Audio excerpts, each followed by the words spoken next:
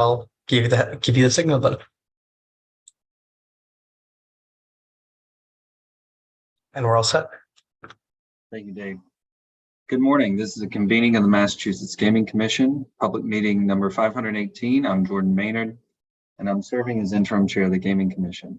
This meeting is being held virtually using remote collaboration technology, so we will do a roll call. Good morning, Commissioner O'Brien. Well, good morning, I'm here. Good morning, Commissioner Hill. Good morning, I'm here. And good morning, Commissioner Skinner. Good morning.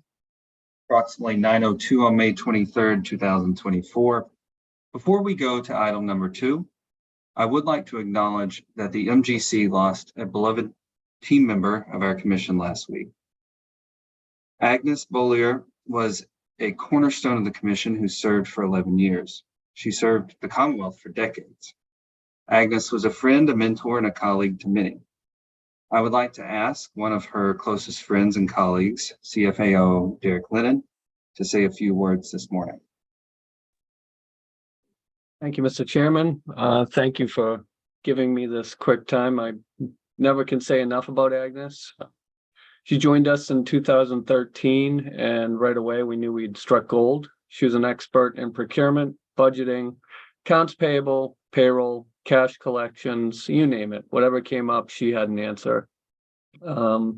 She was a champion to the supplier diversity program and making sure that Commonwealth companies and diverse businesses always had a place at the table.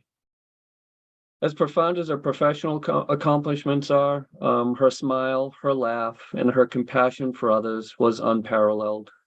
Agnes was an amazing human being, a great friend, and will be sorely missed, but never forgotten. So thank you for giving me the time to say that, to recognize her, and I think that's what Agnes would want. Thank you, Derek. Commissioners, anything to add? I think Derek nailed it. My two biggest memories are sitting next to Agnes during procurement, where she would literally be able to call how somebody was going to be ranked, and then sort of that raspy laugh, belly laugh that she had. It belied the skill that she had in the financial part too. So I was very, very sorry to hear of it, and she will absolutely be missed. She will. Anything else, commissioners? All right, with that, and thank you, Derek, for sharing those sentiments, is much needed. We're going to start with item number 2, which are meeting minutes. Commissioners, have you had time to review the minutes? All right, do we want to take them up separately? We were all at each of these, or one motion good to go? Mr. Chairman, on the December 12th, 2022 set, it's a typographical error, so I can just touch base with the team after. It's a minor, it's just one word. It needs to be changed from differ to defer in comments attributed to me. So I can deal with that separately. Sorry. All right, so we'll take them up together then? Yeah, makes sense. Thank you. With that, I move that the commission approve the minutes from the December 9th, 2022, the December 12th, 2023, 10 a.m. session, and the December 12th, 2023, 1:30 p.m. session, public meetings as included in the commissioner's packet and discussed here today, subject to any corrections for typographical or other non-material matters, which it sounds like we will have. Second. I think you said 23 by mistake. I think it's December 12 of 22 for each of those. Oh, I did. I apologize. So I will accept a friendly amendment there to 2022. Yeah, and I think you have a second from Commissioner Skinner. Yeah, Thank you. thank you. So Commissioner O'Brien. Aye. Commissioner Hill. Aye. Commissioner Skinner. Aye. And I vote yes. All right, we'll move on. Since the schedule's packed today, ED Serpa has elected to hold his update. So we're going to go straight to Commissioner Hill to see if we have any legislative updates. Good morning, Commissioner Hill. And as of this morning, I don't have any updates. Thank you. Commissioner Hill, any questions? All right. We're going to move now to item number 4, which has several subtopics. And for that, we'll kick it to Director Monahan of the IAB. Director Monahan and your team, Good morning. Good morning. Thank you very much. The first matter that we have on today relates to Encore Boston Harbor's request for service registration exemptions. And for that, I will send it straight over to Kara O'Brien, our licensing division chief. Thank you, Caitlin. Good morning, Mr. Chair and Commissioners. Before you this morning, we have a request from Encore Boston Harbor to exempt 8 new positions from the service registration requirement in preparation for the opening of Giardino's, which will be a new leased outlet. This restaurant will occupy the space that was formerly occupied by the Garden Cafe. The request being made under the statutory provision enacted in 2017 that authorizes the commission to exempt certain job descriptions from the 23K registration requirements. The memo starts on page 28 of your packet. In sum, the Division of Licensing has reviewed the request, including the exemption identification forms, job description, and completed licensee certification. The positions include dishwasher, server, busser, chef, cook, host, food runner, and prep cook. And I will note that the commission previously approved an exemption for similar positions for the Seamark restaurant in March of this year. Additionally, similar exemptions were afforded to the space when it was Garden Cafe. The division worked with Cara Henson, Assistant Director of Recruiting and Employment, to obtain the necessary information in this request. I will also note that Dave McKay, the Licensing Division Manager, did a great job of putting the materials together as usual. The division is requesting a vote on these exemptions, but I'm happy to answer any questions that you may have. Thank you, Kara. Any questions, commissioners, for Kara? I do have a couple of questions. Yes, Commissioner Skinner. Thank you. Kara, what's an exemption identification form? So that is the form that essentially says these are the positions that we're requesting the exemption for. So that was included, I believe, in the packet. Yep. Okay. Exactly. Sorry, the form in the packet is just titled differently, so I wanted to make sure I wasn't missing anything.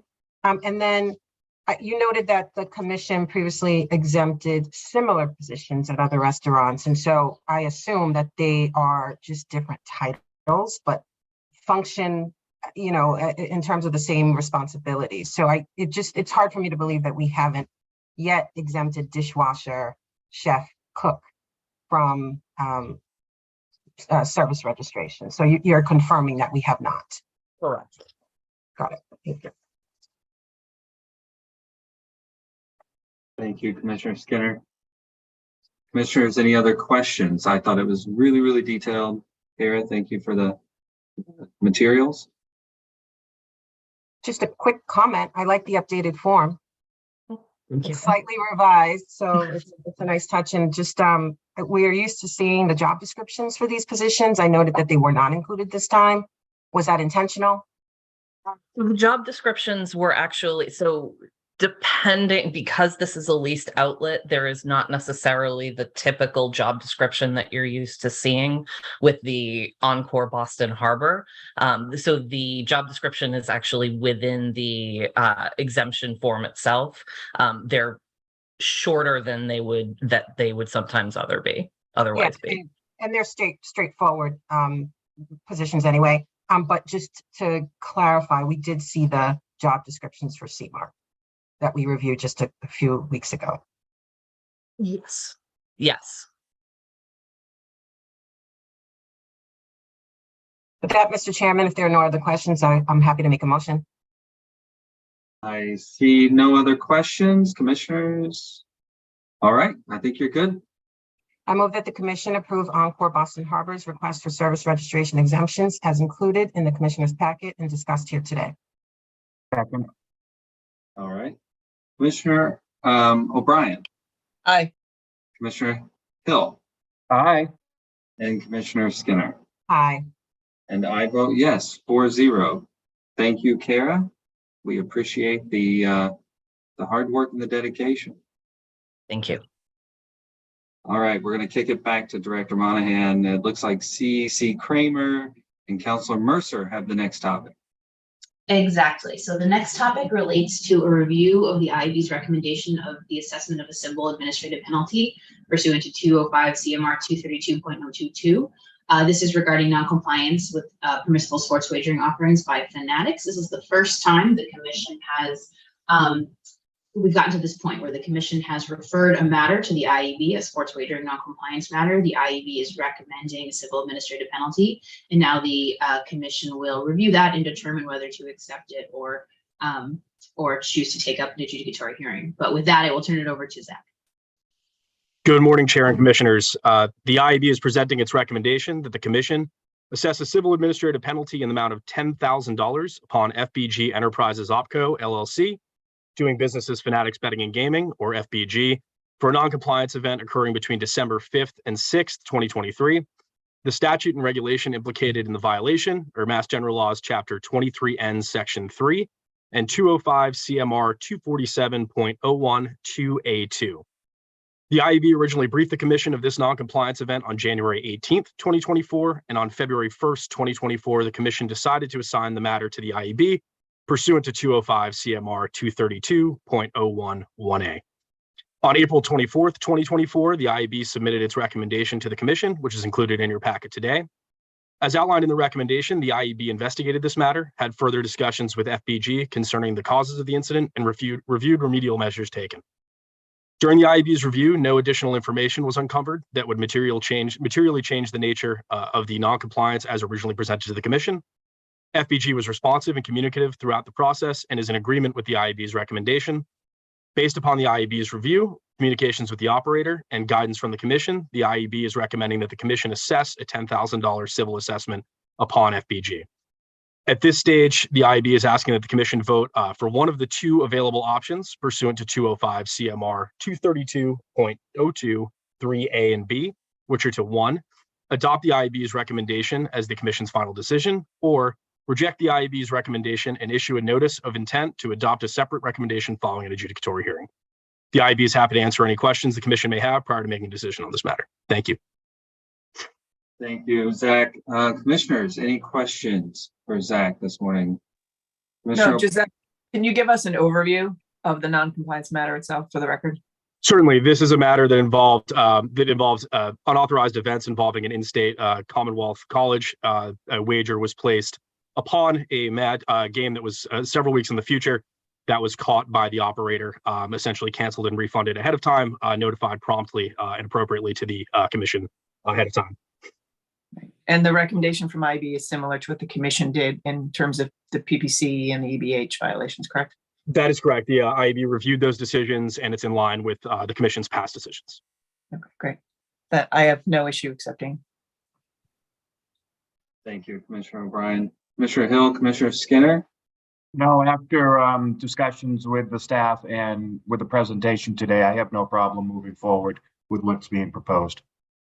Thank you, Commissioner Hill. Commissioner Skinner. I do have a clarifying question just around the facts. The report indicates that the event was made available for wagering from December 5th, 2023 at approximately 11 to December 6th at 5:58 a.m. But then a couple of sentences down, it says the issue was discovered at approximately 6:30 a.m. on December 6th. So it seems that they shut the wagering off for this event before they discovered it? Or is that just a typographical error that you could help me work through? That's not a typographical error. That's the way that was reported to the IEB. My understanding is that it was, I believe, part of the daily offering process that it was caught.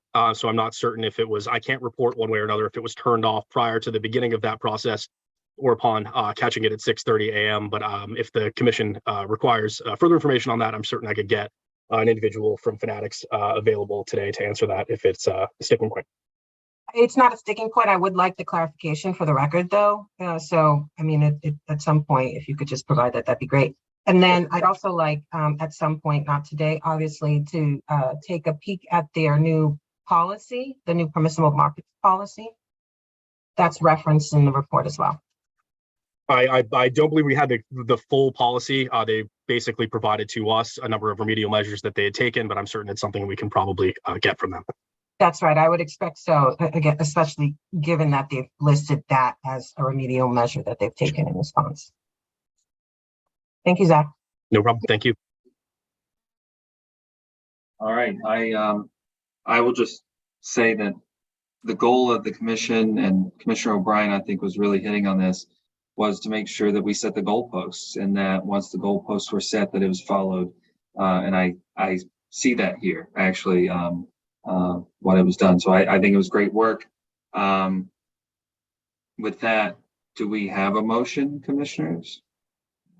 I move that pursuant to 205 CMR 232.023A, that the commission adopt the IAB's recommendation of the issuance of a civil administrative penalty in the amount of $10,000 for the incident of noncompliance that was set forth and discussed here today with the requirements set forth in General Law, Chapter 23N, Section 3, and 205 CMR 247.012A2. Second. Thank you, Commissioner Hill. Commissioner O'Brien. Aye. Commissioner Hill. Aye. Commissioner Skinner. Aye. And I vote yes, 4-0. Thank you, Zach. We appreciate that. Thank you, Chair and Commissioners. We are going to stick with Caitlin for the next session, and it looks like we're going to add in Deputy GC Stimvik to discuss the IEB's role in a few adjudicatory hearings. Exactly. Yeah, you're with me for a while this morning, folks. So the next matter relates to the IEB's role in adjudicatory hearings related to alleged noncompliance with sports wagering statutes and regulations, and basically determining whether the IEB will proceed as a party or a witness in particular matters. By way of background, the IEB, sorry, let me get, sorry, I was on the wrong packet. You'll remember that the commission first discussed this matter on April 11th, and at that time we addressed whether it was appropriate for the IEB to serve as a party or a witness in various noncompliance matters. And there was a memo regarding the legal background for those possibilities. After that meeting, the commission asked for some additional information, and in particular, providing examples of how it would work for the IEB to act as a party in certain matters or a witness in certain matters, which we were able to provide to the commission prior to this meeting. So now that we've had those discussions, we would like to go back to 3 particular matters that the commission has determined to send through to the adjudicatory hearing process. So basically, the commission has already heard the facts of the matters and made a determination that it wants to have an adjudicatory hearing on those 3 matters. So now we would be asking the commission, would you like the IEB to act as a party or a witness in those matters? And I will turn it over to, well, assuming there's no other questions before this, I will turn it to Kathleen to sort of give you a brief overview of each matter so that you can make determinations on each. Commissioners, we good turning to Kathleen? Looks like yes. Good morning. Good morning, Chair and Commissioners. As Caitlin noted, we have the 3 matters to bring back before you all to determine how you wish the IEB to act in those matters. Starting first, as outlined in the memo that was submitted, we have the DraftKings matter, which involves operators being allowed to use, patrons being allowed to use credit cards to fund their accounts in contravention of General Laws, Chapter 23N, Section 313D. 205 CMR 247.07 and 205 CMR 248.10 subsection 3. This is the universal wallet matter that the commission had originally scheduled for an adjudicatory hearing in February. Commissioners, any questions on that matter, or are we wanting to take these up in turn or listen to all 3 and then make a decision? How do we want to do that? I'd like to listen to all 3, please. Sure. Commissioner Skinner, do you have a question? Yeah, no, I wanted to make a couple comments, I guess, on the substantive question that we have before us. But I can yield until after Kathleen has recited the facts for each one. Okay, each matter. that works for me too. Okay, I will continue on then. The next matter that we're asking for some guidance on involves BetMGM. This matter relates to the question of whether the operator allowed patrons to bet on whether players would receive penalty cards during soccer events, and this is in violation of 23N Section 3 and 205 CMR 247.01 subsection 2E. And lastly, the third matter also involves BetMGM, and this relates to the question of whether the operator allowed patrons to place bets on the performance of individual athletes in collegiate football in violation of 23N, Section 3 and 205 CMR 247.01 subsection 2A1. So those are the three matters that we're bringing back before the commission, and of course, happy to answer any questions on them. Thank you, CEC Kramer. Commissioner Skinner, we'll go to you since you have a general comment. Yeah, so first I want to thank staff, in particular Kathleen and Caitlin, for walking me through some of the implications of IEB acting as a party or a witness. I had the opportunity to go back and view a couple of our prior meetings, and that was really helpful to me because it reminded me that this question, party versus witness, was born out of a desire for this commission to receive a more fulsome investigation for the IEB to consider as it is hearing these matters. And so it's not my understanding that IEB serve as a party was specifically requested by any one commissioner. I understand the efficiencies that are to be gained from IEB serving as a party. And, you know, with a lot of thought and clarification and a general understanding that in order for the commission to receive a more thorough, fulsome investigation, the IEB does not need to serve as a party, meaning we could get that fulsome investigation with IEB serving as a witness, as they have done in these matters since we first started to review them. And so for that reason, I think that I'd like to keep things status quo. We are cycling through these instances of noncompliance. To me, they're standard instances of noncompliance. There was a lot of talk about the Wynn matter, which I think we can all agree warranted a different response from our IEB team.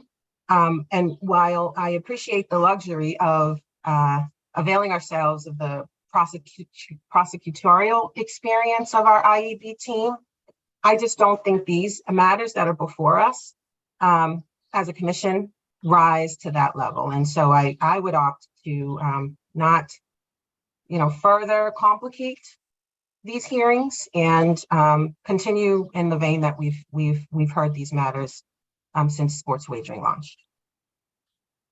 Well, thank you, Commissioner Skinner, for your view. And I'm going to turn now to our colleague who's a former prosecutor, and Commissioner O'Brien. Yeah, so I've been pretty consistent in terms of the more substantive ones that I would want them to be the party and not the witness. I don't agree with the characterization that there's sort of a distinction without a difference. The Wynn matter was a prime example, but it was not an unusual process. That was the process that is traditionally followed through 23K. 23N doesn't explicitly mandate that. It's up to us to decide. There is a fulsomeness to them being a party that we do not get as a witness. There's a cumbersomeness to it that if they come back and we have to keep sending them back to get more information and et cetera, to being a witness versus being a party. Particularly with number one on this list, where you have sort of this recidivism, where you have 3 episodes of telling us it was fixed, it was not fixed on a statutory violation. I would want all 3 of them to be done with IEB being a party and going back on these and coming back to us with a fulsome investigation, which would include the ability to do subpoena duties, take them to get materials, knowing the details of all the interviews with everyone, knowing how to follow up on that, and having a breadth and a depth of understanding in the weeds that we as commissioners simply do not have. I respectfully disagree with you, Commissioner Skinner, that there is a difference here between party versus witness. Party is the way it's historically done in 23K. Wynn was not an aberration. It was sort of a prime example.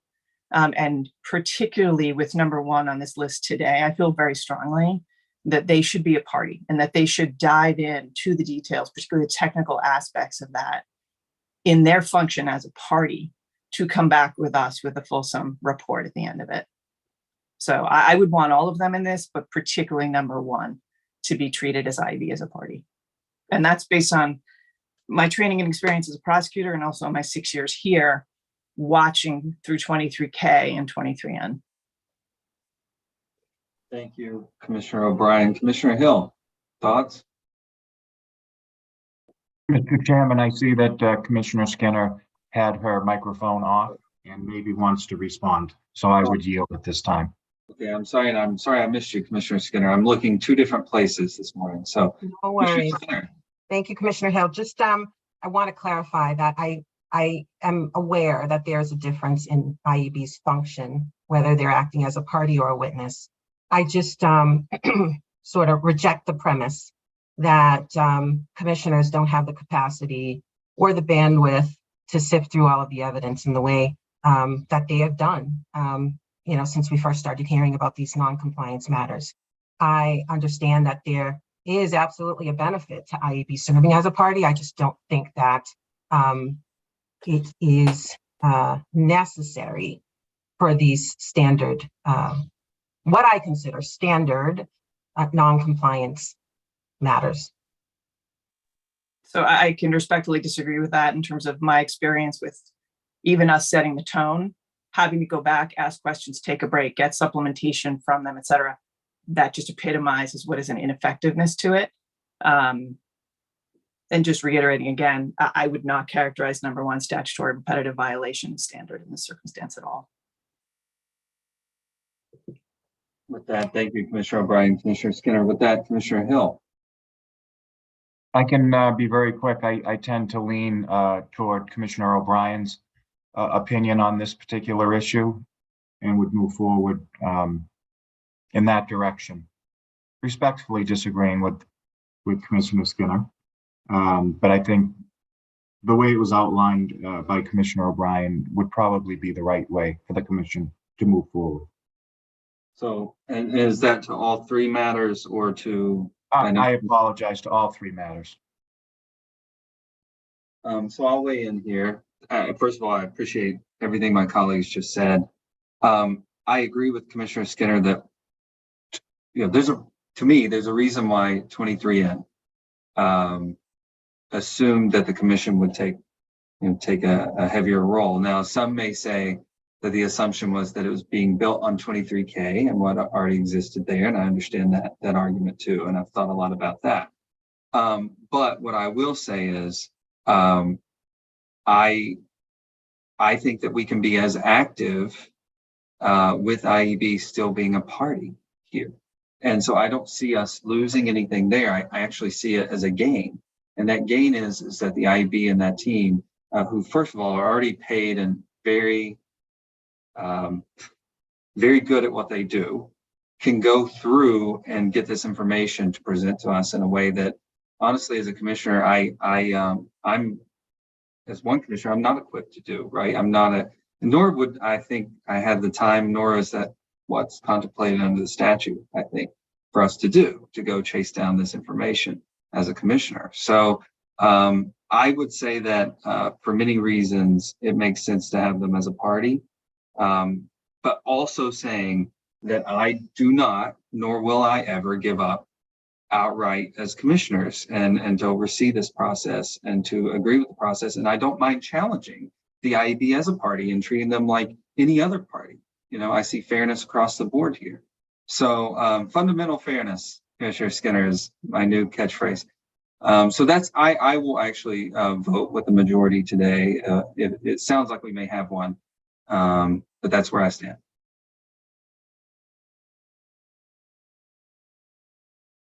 With that, commissioners, anything else?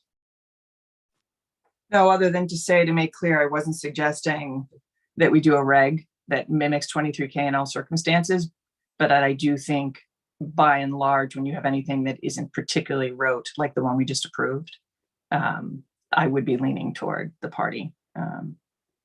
But if that's the discussion, I'm happy to make a motion as well. Anything else before we take motion on this? All right, I think we're ready. Okay. I move that the commission approve the IB to act as a party in the non-compliance matters as follows. One, involving DraftKings 2023 SWN 006, as included in the commissioner's packet and discussed here today. Second, in the matter involving BetMGM 2023 SWN 013, as included in the commissioner's packet and discussed here today. And finally, in the matter involving BetMGM 2023 SWN 012, as included in the commissioner's packet and discussed here today. Second. Thank you. We have Commissioner O'Brien and Commissioner Hill with the second. Commissioner O'Brien, Aye. Commissioner Hill, Aye. Commissioner Skinner. Mr. Chairman, I do recognize that there is a majority here, and I'm not going to vote against the majority, but I want to state for the record that I do see this as an inconsistency in the way we've reviewed these matters thus far. I understand that there may be some attendant facts that require that my fellow commissioners feel requires a different approach in these three matters. But just I'm going to vote with the majority, and so my vote is an aye. Thank you, Commissioner Skinner, and I vote yes. That's 4-0. So I hope that gives you some clarity, Director Monahan and CEC Kramer, as we move forward. Yes, thank you. All right. We're now going to discuss a matter regarding RSM that Director Monahan and her team would like to present. I will say we do anticipate we will go into executive session. We'll address that when it's appropriate. So, Caitlin? Yes, so for this matter, this is going to be discussion regarding the financial suitability investigation process for sports wagering operator and vendor licenses, including the use of outside entities to assist in investigations, as you just noted, that would be RSM.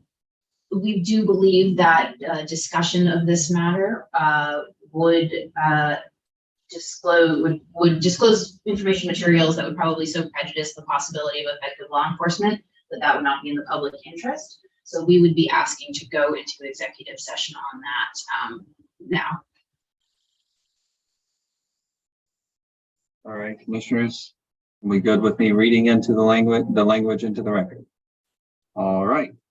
The commission is anticipated to meet in executive session in accordance with GL Chapter 30A, Section 21A7, and GL Chapter 4, Section 726F, to discuss investigatory materials related to the financial suitability investigation process for sports wagering operator and vendor licenses necessarily compiled out of the public view by the IEB, the disclosure of which materials would probably so prejudice the possibility of effective law enforcement that such disclosure would not be in the public interest. Do we have a motion? I move that the commission go into executive session on the matter and for the reasons just stated by the chair. Second.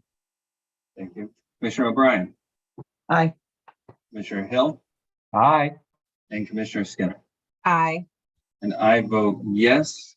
So we are going to enter an executive session. I will remind the public that we will return to the public session.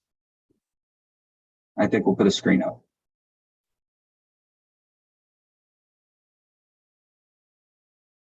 All right, I'm going to be moving people over into the executive session breakout room. I have a list in front of me.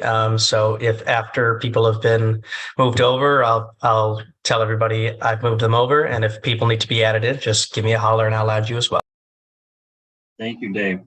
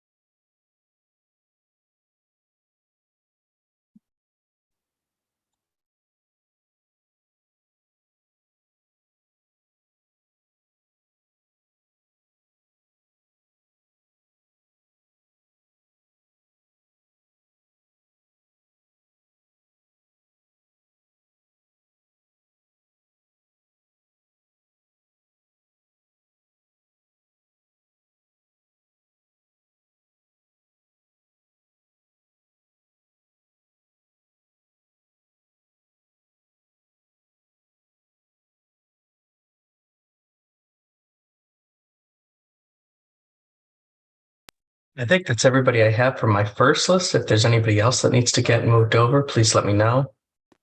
Hey, Todd asked me to go to the executive session to take minutes, Dave. Oh, perfect. Dave, Thanks would you very mind- much, Adam. Dave, could you move me over too? Because I just dropped all the motions for today's. Yeah, sure thing, Jess. Dave is Trudy. Can you move me over, please? Thank you very much. Thank you. There are some RSM folks I have on my list, but I don't see them in the meeting participants list right now. So if they either join or have if they come on and need to be added in, I can do so, but I imagine they're on through a different screen right now. Dave, this is Dean. You could move me over. Sounds good. Thanks very much, Dean.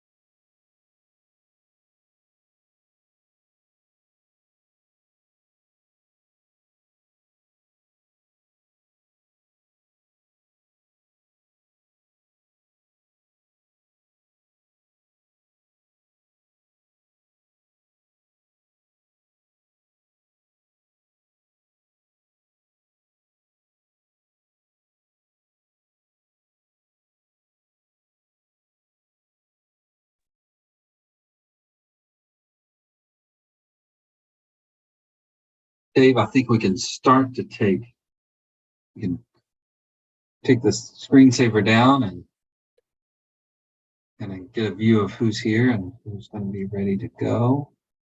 Sounds good. All set.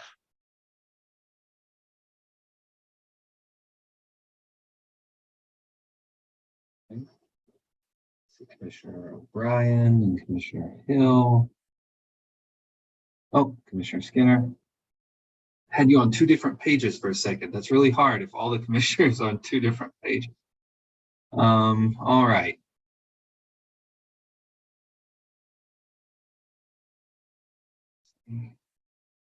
Dave Conley's here. Dave's here. All right, so we'll get started. This is a reconvening of the Massachusetts Gaming Commission meeting. We just came back from an executive session as well as a short break. So we will do roll call. Good morning, Commissioner O'Brien. Good morning, I am here. Good morning, Commissioner Hill. Good morning, I'm here. Good morning, Commissioner Skinner. Good morning. All right, before we begin, Grace pointed out that we actually have two executive sessions, one after the other. Would we want to, commissioners, go ahead and kind of talk about both issues publicly now and call one executive session? I'll read them both into the record, or do we want to go in and out? It's up to you guys. I'm happy to do both of them in one. I think it may be helpful to not have to go in and out. All right, because I'm looking at who's on both sessions and I don't think there's any conflict. All right, so we're going to kick it first to ED Serpa and Director Monahan and outside counsel Dave Conley from Morgan Brown and Joy to discuss the collective bargaining efforts with the SEIU Local 888.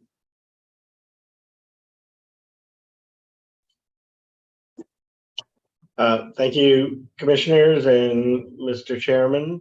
So yes, today we have on the agenda the opportunity to meet with you and to bring the group up to speed on the sort of current status of the talks that have been going on between our organization and the SEIU negotiating team.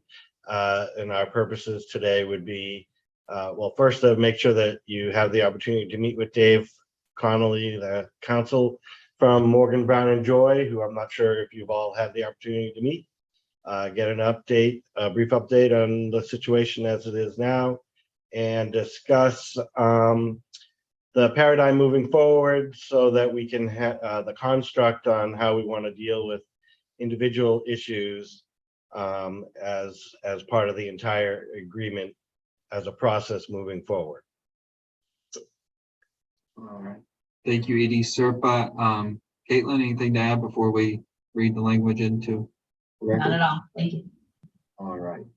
Well, the commission anticipates that it will meet in executive session in accordance with GL Chapter 30A, Section 21A3 to discuss strategy with respect to collective bargaining of the SEIU Local 888 agreement, as discussion at an open meeting may have a detrimental effect on the bargaining position of the commission. Do we have a motion?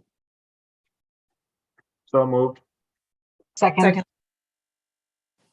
All right, we've got Commissioner Hill and Commissioner Skinner. I think you got that one. Commissioner O'Brien. Aye. Commissioner Hill. Aye. Commissioner Skinner. Aye. And I vote yes. Now, we'll go ahead and set the stage for the next one so we can get into executive session. We will have someone in there that pulls the correct members in and out as necessary for that session too. So for that, let's kick it over to Councilor Grossman and Councilor Teresi to discuss what the next executive session will be. Yes, good morning, Mr. Chair and Commissioners. Thank you. Happy to set the stage here on this item. So before you today for review and approval, you have amendments to an agreement between Wynn Resorts and Caesars. The sort of legal background on why this is coming to the commission, I'll run through that in open session, and then we would discuss the details of the agreement itself in executive session before coming back into open session for a vote. So Chapter 23N, Section 6B4 states that a Category 1 or Category 2 sports wagering licensee may enter into agreements related to mobile or digital sports wagering with a Category 3 licensee pursuant to the approval of the Commission. The statute itself doesn't require that the Commission approve the agreements themselves, but rather that the Commission approve of the parties entering into agreements, which of course you do by issuing a tethered Category 3 license.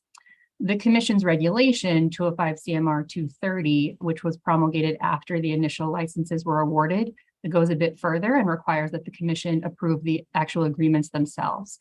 So specifically, it states that no Category 1 or Category 2 sports wagering operator shall enter into an agreement related to mobile or digital sports wagering with the Category 3 operator or amend such an agreement without prior notice to and approval from the Commission. So where Wynn Resorts representing the Category 1 licensee and Caesars, the Category 3 licensee, seek to amend their mutual online access agreement, such amendments must be approved by the Commission pursuant to 205 CMR 230.011. The regulation outlines that the Commission may reject an agreement that requires approval if it finds that the agreement or amendments to the agreement would be disadvantageous to the interests of the Commonwealth. The regulation provides criteria under which an agreement might be considered to be disadvantageous to the interests of the Commonwealth. And those criteria include, but are not limited to, if the Commission determines that the agreement would cause a violation of any applicable provisions of Chapter 23K, 23N, or 205 CMR, specifically any sections of 23N related to suitability, or if the agreement would result in any party to the agreement having a financial interest in more sports wagering licenses issued by the Commission than the party is permitted to hold or be tethered to under Chapter 23N. So that's the legal framework for you. And then again, as I mentioned, we would seek to discuss the specifics of the amendments in executive session. Thank you, Carrie. Any questions for Carrie proper for the public session before I read the language into the record? Nope. All right.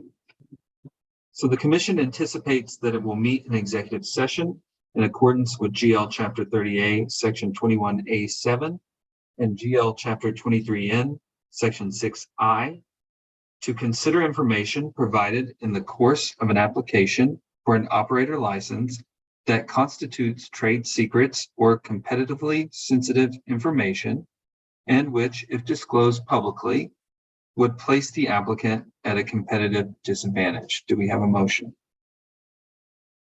So moved. Thank you. Second. All right. Commissioner O'Brien got that one. So Commissioner O'Brien, Aye.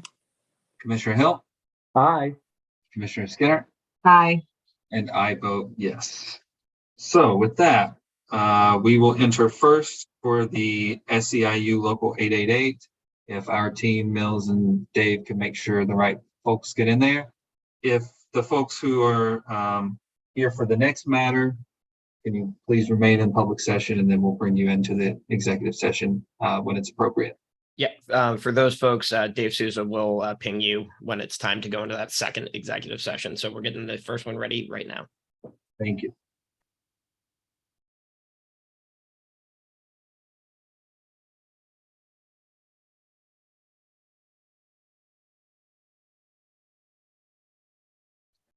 All right, I should have added everybody from my list. So if you have not received an invite and need to move over, please feel free to let me know and I can toss you in. Thanks so much. Dave, can you toss me over? Same. Thank you. Um, Davis, I- Trudy, can you move me over? Sure thing, Trudy. The others I also can, but for some reason I can't see who it was anymore. So if you could just say your names. I think one was Judy.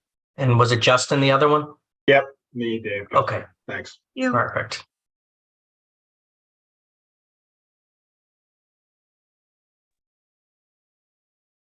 All right, should be all set. Thanks so much, everybody.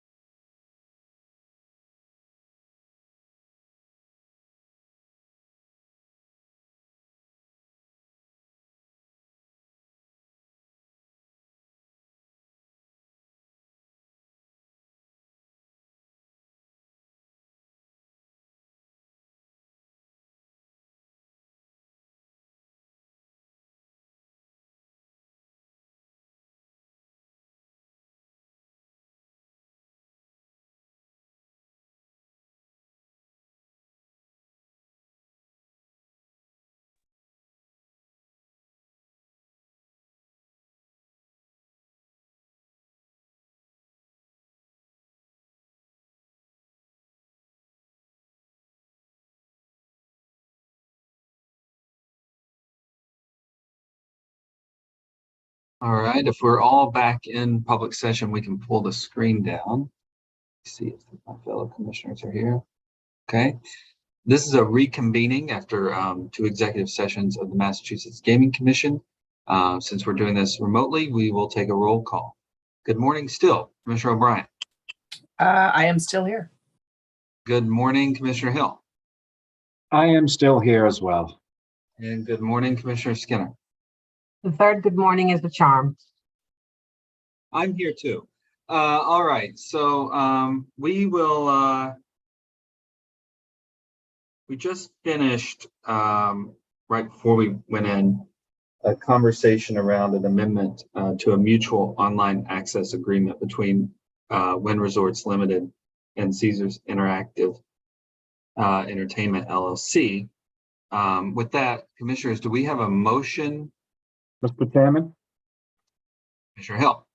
I move that the commission approve the amendments to the mutual online access agreement between Wynn Resorts Limited and Caesars Interactive Entertainment LLC as provided to the commissioners and discussed here in executive session.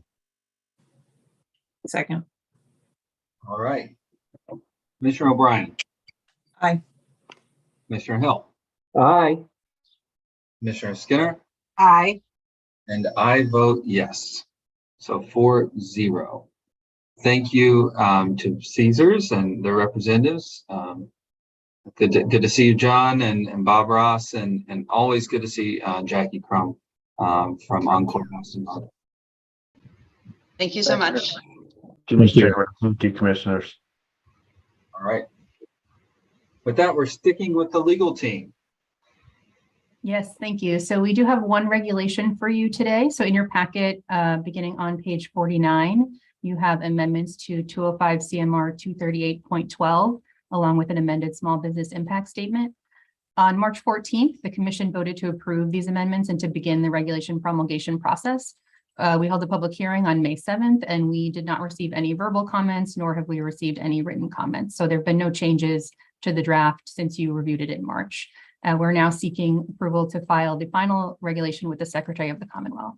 Just as a reminder, these amendments relate to sports wagering operators' letters of credit and would allow operators to back up patron funds in sports wagering accounts through a letter of credit, cash reserves, segregated account, or a combination thereof. The effect of the proposed amendments would allow an operator to commingle funds and use those funds for operations where an operator has secured patron funds through a letter of credit, but would require an operator to protect patron funds through a segregated account or cash reserves where they've not used a letter of credit. So again, we're just seeking approval to finalize the promulgation process here, and no changes since it was reviewed in March. Thank you, Carrie. I see that Mina has joined. Hi, Mina. Commissioners, do we have any questions regarding this reg? Commissioner Skinner? No questions. I'm happy to move if we're ready. Yeah, I'm just happy to say that our number one priority is to make sure there's enough reserves to cover any issues that could ever come up, and this reg does that. So with that, Commissioner Skinner, I think we're ready.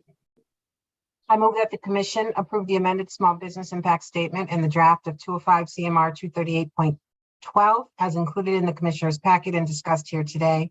And further, that staff be authorized to take the steps necessary to file the required documentation with the Secretary of the Commonwealth to finalize the regulation promulgation process. Second. All right. Commissioner O'Brien. Aye. Commissioner Hill. Aye. Commissioner Skinner. Aye. And I vote yes, 4-0. All right. Well, I want to thank Councilor Grossman, Carrie and team, and Mina, and everyone who joined us for those items, as well as Director Monahan. She had a full plate today, and her team, and we appreciate them walking through all of those issues with us. With that said, we'll turn it over to the Community Affairs Division's Chief Delaney, Manager Thurlow, and Manager Wallace. I believe Joe may start with a review of the ILEP process. Yes, Mr. Chairman, that is correct. And thank you, Chair and Commissioners. So the first thing we have up for you today is a discussion on our process, our current processes for reviewing and evaluating compliance with the impacted live entertainment venue agreements. So this dates back to, I think, when the East of Broadway project was first proposed by Encore. And there were some questions came up about ILEVs and so on. And we were asked to take a look at what it is that we do with respect to those ILEVs. So the first thing that we did was we looked at what are our current regulations and laws around the ILEVs. So the first thing is that Chapter 23K it directs the commission to promulgate regulations that develop standards for monitoring and enforcing a gaming licensee's agreement with impacted live entertainment venues. So what we have done, firstly, we established 205 CMR 126.01, which established the process for which ILEV designations would be determined. And really, that's not applicable to anything right now, unless we opened up Region C, that all of the ILEVs went through that process with our licensees, and there's really nothing else to report on that particular piece. The second regulation is 205 CMR 127, which talks about reopening mitigation agreements. So essentially, this says if there was any kind of triggering event, and that triggering events are identified in the regs, an ILEV could seek to have their agreement reopened and renegotiated. So at this point, there has been no one has requested that, but that is available to ILEVs should there be a triggering event. And then the last piece is under 205 CMR 139, under the continuing disclosure and reporting obligations of gaming licensees. There is a requirement in there that explicitly requires reporting at least annually on compliance with any executed impacted live entertainment venue agreements. Up until 2022, we had not requested our licensees to report on their ILEVs. So what we did was we sent a memo out to all of our licensees at the end of December 2022 that then asked them to give us an update on compliance status with their fourth quarter report for 2022, which would happen in February of 2023. And then again, we asked them for an update this year for their activities last year. So that's the sort of regulatory framework that we have. So what is the current status? Each of our licensees has an ILEV agreement, and they are with the Massachusetts Performing Arts Coalition, which represents several nonprofit or municipally owned entertainment venues. And we included copies of all of those ILEV agreements in your packets. And in addition, back 4 years ago, when we relicensed Plainridge Park Casino, we did get input from the president of the Mass Performing Arts Coalition and got testimony from him at our public hearing, attesting to PPC's compliance with their ILEV agreements.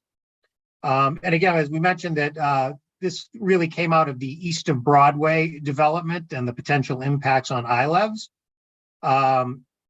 So, what we've done is, we now require our licensees to report on the status of their ILEVs. What we're recommending here is that it might also be useful to have the Mass Performing Arts Coalition, the holder of the ILEV agreement, to also report at that time on their view of the status of those ILEV agreements. Because right now we're only really hearing one side of those agreements, the licensee side, and it would seem to make sense to have the ILEV themselves to present to the commission, either written or in person, on the status of those. So essentially, that's really the only recommendation that we have with respect to this is a couple of things. One is improving our guidance to our licensees on what it is exactly we would like them to report, and then also to give the ILEVs an opportunity to opine on the status of their compliance. So with that, I'll just open it up for any questions or if, or any comments or whatever.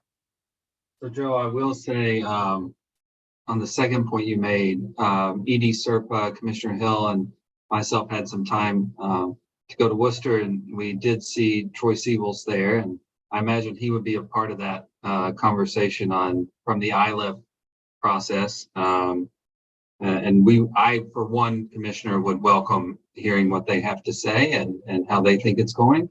With that, Commissioners, any questions for Joe on ILEV? All right. We love the theaters. They're beautiful, beautiful buildings. So especially Hanover, very, very beautiful. Joe, I think we're sticking with you. I think you have some applications in front of us. All right, so next up, we have our next round of the Community Mitigation Fund applications. We have 7 of them for you today. One of them is actually an amendment to one that we did a couple of weeks ago. And so we're going to start off, I'm going to start off with Attleboro, and then I'm going to turn it over to Lily. She's going to present for a couple of these and then back to me for additional ones. So the first application we have in front of you is the town of Attleboro. They have requested $60,700 to do some improvements to a bridge and handicap ramp in Balfour Riverwalk Park. The commission is, excuse me, we are not recommending to the commission that this grant be awarded. Essentially, what it comes down to is that we have not been able to discern the impact associated with the casino that this project is intended to address. So, this project is about 6.5 miles south of the Plain Rouge Park Casino. It is near Route 152, but not directly on it. It's about a block or so off of Route 152. And Route 152 is one of the roads that was identified as carrying some casino-related traffic. But however, that traffic was identified at a point about 6.2 miles north of this property. So, the impact that was identified talks about increased traffic associated with the casino, resulting in increased bicycle and pedestrian conflicts. This bridge currently exists and has existed since before the casino opened, and it provides an access point to a local park that from points kind of to the south and west of the park over the 10-mile river into that spot. Basically, it provides access from a parking lot into the park. What we couldn't really get to is this impact is saying that this increase in traffic is causing an increase in bicycle and pedestrian conflicts. This project does not seem to address that particular impact. I mean, this bridge exists and it needs repair, and we fully understand that, but we can't get to how fixing this bridge addresses that specific impact of the casino. So therefore, we are not recommending that this grant be funded. Any questions on that one from the commission? I have no questions on that particular one, commissioners. Okay, so this was the only project within this grant. So I think we would need a vote on this one. Mr. Chairman, Commissioner Hill. I move that the commission deny the municipal block grant application of Attleboro for $60,700 for the reasons set forth in the commissioner's packet and discussed here today. Second. Commissioner O'Brien. Aye. Commissioner Hill. Aye. Commissioner Skinner. Aye. And I vote yes, 4-0. Joe? Okay, so I'm going to turn it over to Lily. She's going to talk next about the Chicopee application. Good morning, commissioners. So before you, we have the Chicopee application. Our proposed allocation for them was $341,100.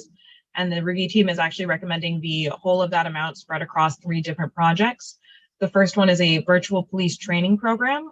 We saw this in Plainville, and I think all commissioners here present today actually were able to go and tour this. And it's a really great resource for them to supplement their current training programs. So it would be for the system and the 3 years of service. The second project that they're asking for funding for is the second phase of their Chicopee Center Streetscapes Improvement Project. We previously had put some money on this, and when we asked them about their why this road, it is actually labeled as a road that has 4% traffic coming directly from the casino. So we thought it was a great use of them, that funding there. And then the last chunk of funds would go towards the Valley Bike Share relaunch for some of their administrative costs, as well as fixing up 3 new stations. Any question on any of those 3? I don't have any commissioners' questions. Do we have a motion? Mr. Chairman, Commissioner Hill. I move that the commission approve the municipal block grant application of Chicopee for $341,100 for the reasons set forth in the commissioner's packet and discussed here today. And further move that the commission staff be authorized to execute all necessary grant instruments commemorating this award in accordance with 205 CMR 153.04. Second. Thank you. Commissioner O'Brien. Did I mute you fast? Aye. Thank you. Commissioner Hill. Aye. Commissioner Skinner. Aye. And I vote yes. Congratulations to our friends in Chicopee. Great, thank you. So our next grant in front of us today is Mansfield. So Mansfield original, their proposed allocation was $63,000. We are proposing a slight haircut to that with $54,200. This is for some police overtime to specifically look at hotels and increased calls for service that they're seeing in their hotels. We're looking at it as kind of a pilot program. The team originally had some concerns with the application just because we've never seen something with this request. But we did meet with the community and had a thorough conversation about what this kind of a program would look like. So we are just going to ask for some conditions to be put on the contract around reporting for this piece. But we're looking forward to working with the Mansfield Police Department on kind of seeing how this could help in that region, with specifically crimes related to the presence of the casino that we've kind of identified. And again, we're looking at this as a pilot and really hoping to see what data comes from it. Questions? Just a comment. I liked this grant, and I said this to the team. I'll say it publicly as well, which is this is being proactive in some of the anecdotal feedback that we were getting in the public safety reports in terms of activity in the surrounding communities and the hotels. So I think it's a really great use of the grant money. And like Lily said, I think the information that'll come out of it that could then help the research and law enforcement will be invaluable. So I think it's great. Thank you, Commissioner O'Brien. Yes, Commissioner Hill. So I have a quick question, and if you mentioned this earlier, I apologize. We're paring it down a little bit. I'm not sure I heard the reason why we're paring it down. The original grant money. Commissioner, they did not request the full amount of the grant. We're not actually giving them a haircut. They gave it to themselves. I didn't hear. Apologies about that. So sorry. Thank you for that clarification. I got a lot of them in front of me today, Brad. I only gave myself a haircut once and it didn't turn out good. So we hope this one turns out good. I will add that the nature of the property, right, surrounding there, that the hotels are very important. There's no hotel connected to the property. And so that's me in our 2x2. So I agree with Commissioner O'Brien. Commissioner Skinner. I agree. This is in the name of public safety. It's a very worthwhile project to fund. I was able to get my concerns addressed around any potential anti-aid amendment implications. And so for that reason, I move that the commission approve the municipal block grant application of Mansfield for $54,200 with conditions for the reasons set forth in the commissioner's packet and discussed here today.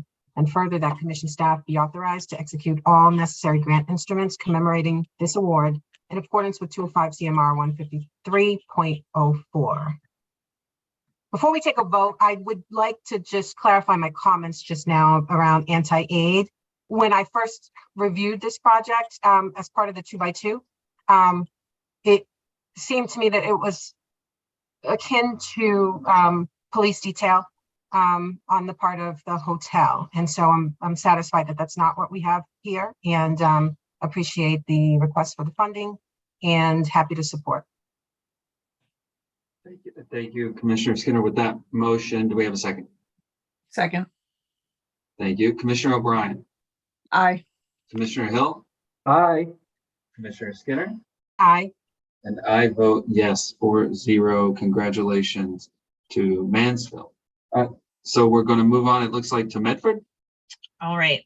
So Medford, this one has quite a few more projects, so just bear with me. And if you want me to stop at any point, just stop me while we're going. So Medford's proposed allocation was $1,048,400. We did give them a slight haircut as a recommendation. They did not haircut themselves. So just as we're going through this one. The first project was a community planning project. This originally came in as a commercial facade improvement project, and through meeting with Medford, we had some anti-aid concerns, so they preferred to just pull the project and to do a different project that we funded pretty regularly in other communities, which was wayfinding.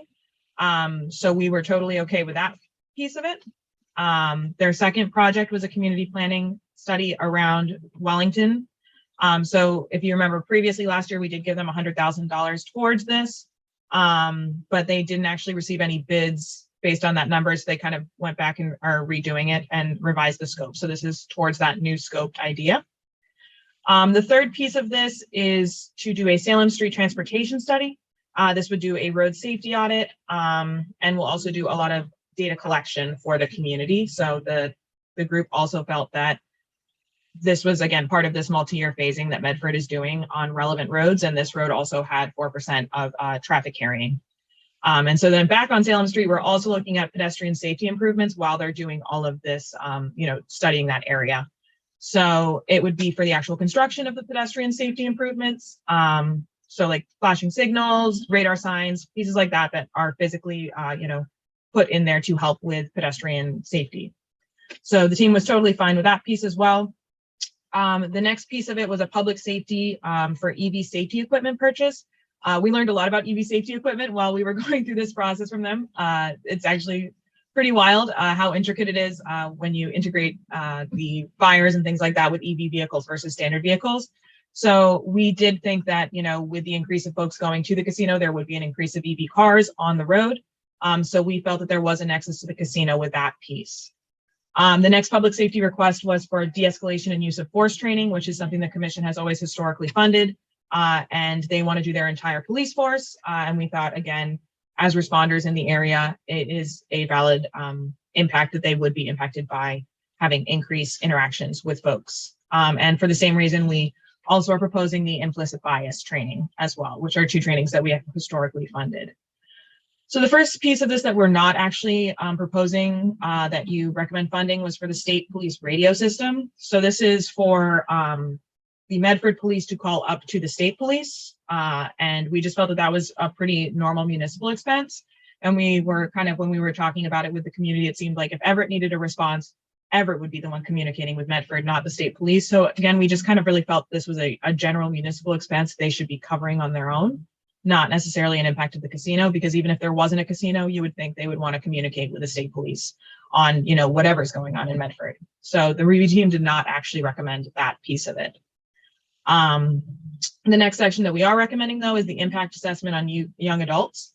So this is actually different than some of the other ones we've seen, which are, more youth focused. This one is actually specifically for college age students. So it'll be interesting having all that come back and all the different information, looking at the different age categories and how different ages are getting impacted within this young adult subsect.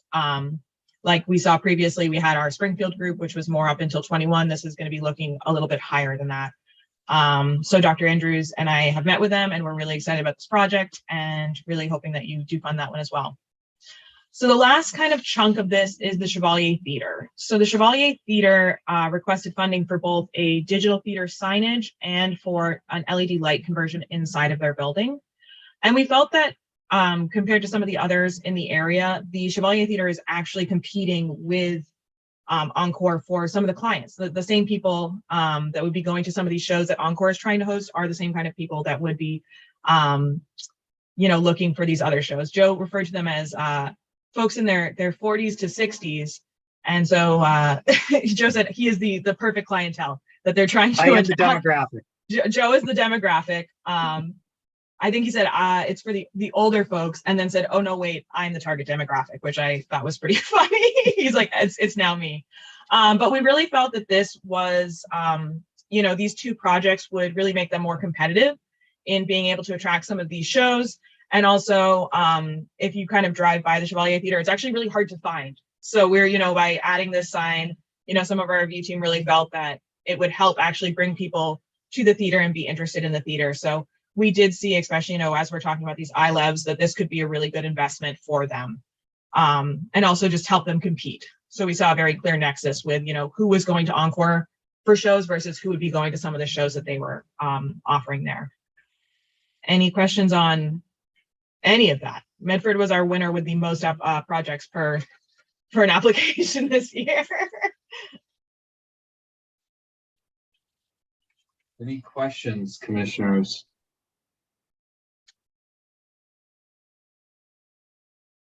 Glad they're making good use of the funds. That's what I will say.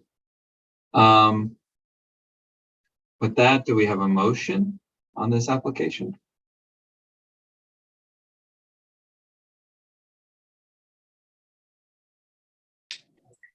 I move that the commission approve the municipal block grant application for the city of Medford in the amount of $1,027,300 for the reasons set forth in the commissioner's packet discussed here today.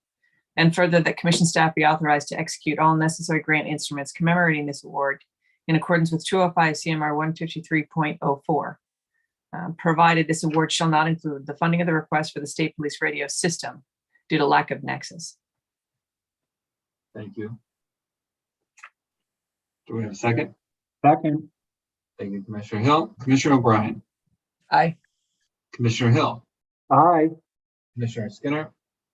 Aye. And I vote yes. That's 4-0 for Medford. Thank you. And I think with that, I'm sending it back to Joe. Okay, so the next application we have is Melrose.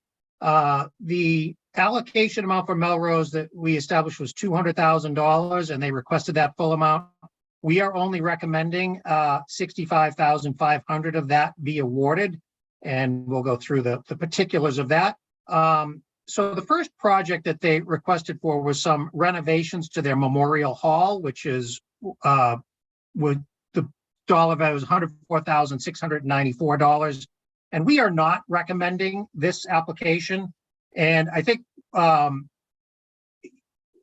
they identified as their impact is saying that competition from Encore has had negative impacts on their facility. And we didn't really agree that was the case here. So Memorial Hall consists of two main spaces. There's the main floor where the stage and the seating is located.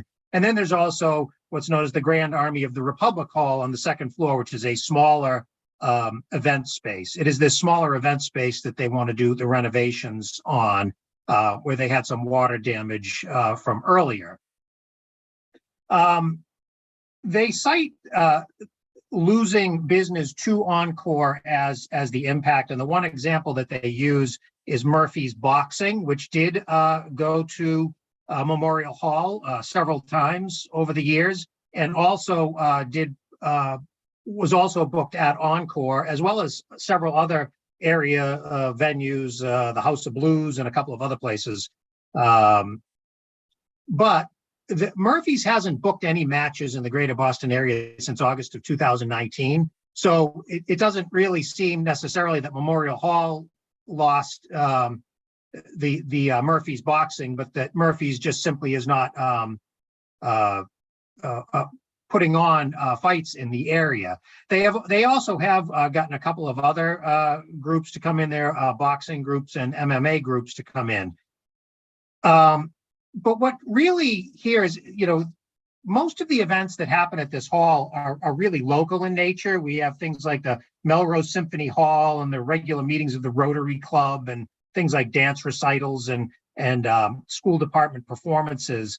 And really, as we were looking at this, we weren't really convinced that this venue really competes with Encore for acts to perform there, or really would be attracting casino patrons to Melrose for those activities. But even further is when we talk about the piece that they actually want to renovate, this Grand Army of the Republic Hall, this space was described as booking things like birthday parties and bridal showers and things of that nature, which again, the review team didn't really see how that was either attracting Encore patrons or losing business to Encore. Therefore, we're not recommending that particular piece of the application. The second item that they requested was a retail pop-up in Melrose during the holiday season. This is something that they had done in 2021 in response to COVID, but also saying that we've identified that the presence of the casino may result in reallocated retail spending, and that competition from the casino may have a negative impact on local businesses.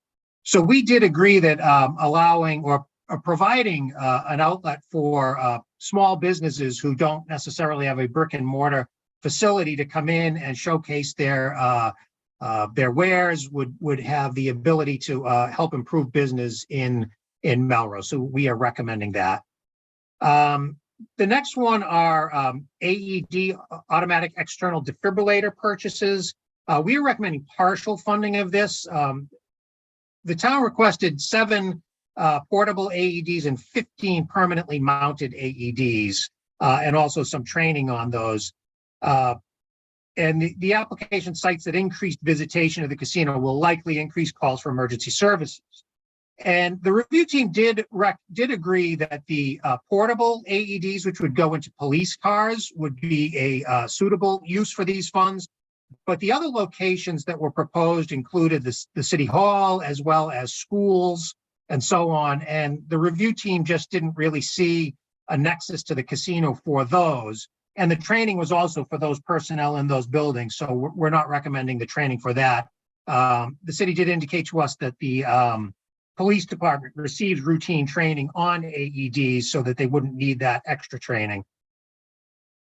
The next item is the gambling harm reduction for youth and adult harm reduction. We are recommending the full funding for that. And as you've seen, we've had a few different requests for youth harm reduction in this arena in gambling harm reduction. We've been in favor of these and looking at the different communities. All of them are approaching this in a slightly different fashion. So we think that this will produce really good results for our own programs, as well as for those of the community. And then the last item is a Council of Aging initiative. And this is to try to bring some higher quality programming to the senior center to increase participation in activities there when there are trips that go to the casino. Again, we felt that this was an appropriate use of the funds, and we are recommending that. So with that, any questions on this application? Mr. Chairman. Commissioner Hill. Joe, I am a huge AED fan. And to see that we're not inclined to support some AEDs, a red flag went up for me, because I've just seen what good they can do in many instances. When you discussed this application with the cities and the city, was there any indication that this was related to the casino from their point of view, or really we could not connect the nexus between the two? No, I mean, they were saying that, well, there's some people from the casino in town, so that's the connection. And we did agree, certainly, that there will be some people, certainly from Melrose, who go to the casino, and certainly some people passing through Melrose on their way to the casino or the way back from the casino, and that the likelihood, or the greatest likelihood, of coming into contact with those folks is through the police department. If there's an accident on the street, or someone is pulled over, or that kind of thing. So we definitely agreed that was that there's some nexus there, but putting them in the public schools, it's hard to make a connection to the casino. We certainly hope there's not a connection to the casino in the public schools, I think. So that was where we had the difficulty, was saying that these permanently mounted, and again, we're not saying it's a bad project. I think we've said this about virtually every project that's ever come into us, where we've either not funded it or only partially funded. It's not that it's a bad project. It's just that we were not able to ascertain that connection to the casino. You've answered my question. I kept thinking in my heart how we could go back to them, but yeah, schools, let's be straight. We can't make that connection. Mr. Chairman, thank you. Thank you, Commissioner Hill. I mean, there are adults in public schools, I will say, that work there, but I hear what you're saying. Any other questions for Joe on this particular matter? All right. Do we have a motion? Mr. Chairman, Commissioner Hill. I move that the commission approve the municipal block grant application of Melrose for $65,500 for the reasons set forth in the commissioner's packet and is discussed here today, and further that the commission staff be authorized to execute all necessary grant instruments commemorating this award in accordance with 205 CMR 153.04. Provided further, this award shall not include funding for the Memorial Hall renovation, as there is a lack of nexus to any casino-related impact. This award shall not include full funding for the purchase, installation, and training of automatic external defibrillators, AEDs, as there was a partial lack of nexus to a casino-related impact, and police already received annual training on AED use. Thank you. Second. Have a second from Commissioner O'Brien. Commissioner O'Brien. Aye. Commissioner Hill. Aye. Commissioner Skinner. Aye. And I vote yes, 4-0. All right, we have an amendment to Revere, Joe. Yeah, so on this one, we reprinted the entire write-up for you in your packet, but really this only is item number 4, which was a public safety application for vehicular extraction equipment. Somehow, when we wrote this up a couple of weeks ago, we missed this piece of it, and we wanted to make sure that we amended this to reflect that.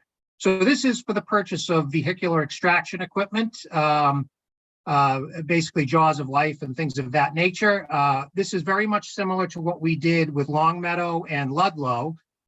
Each of those communities respond to state highways that carry significant traffic to the casino. This is the same here, where Revere responds to incidents on Route 1, Route 1A, and Route 16, which are all state highways. And certainly Route 1 carries quite a lot of casino traffic, with some lesser amounts on 1A and 116, but they do carry casino-related traffic as well. So we are recommending this application, and I think what we're essentially asking you to do is revise the recommended grant amount for the entire grant rather than just for the particular project. All right, I will say I took some time understanding that with you, Joe, and Commissioner Skinner. So I have any questions on this one? Mr. Chairman, I have a process question. I wasn't present at the meeting where the grant was approved. And so is it appropriate for me to vote on this amendment today? Maybe that's a question for legal. Good question for legal. I think that's okay, as long as you feel fully informed as to what you're voting on. Thank you. I do. Thank you. All right, thank you, Councilor Grossman. Do we have a vote? Yeah, okay. I move that the commission amend the approval of the municipal block grant application for the city of Revere for the $568,500 is voted at the public meeting on May 9th, 2024, to a new total of $620,500 for the reasons set forth in the Commissioner's packet and further discussed here today. And further, that Commission staff be authorized to execute all the necessary grant instruments commemorating this award in accordance with 205 CMR 153.04.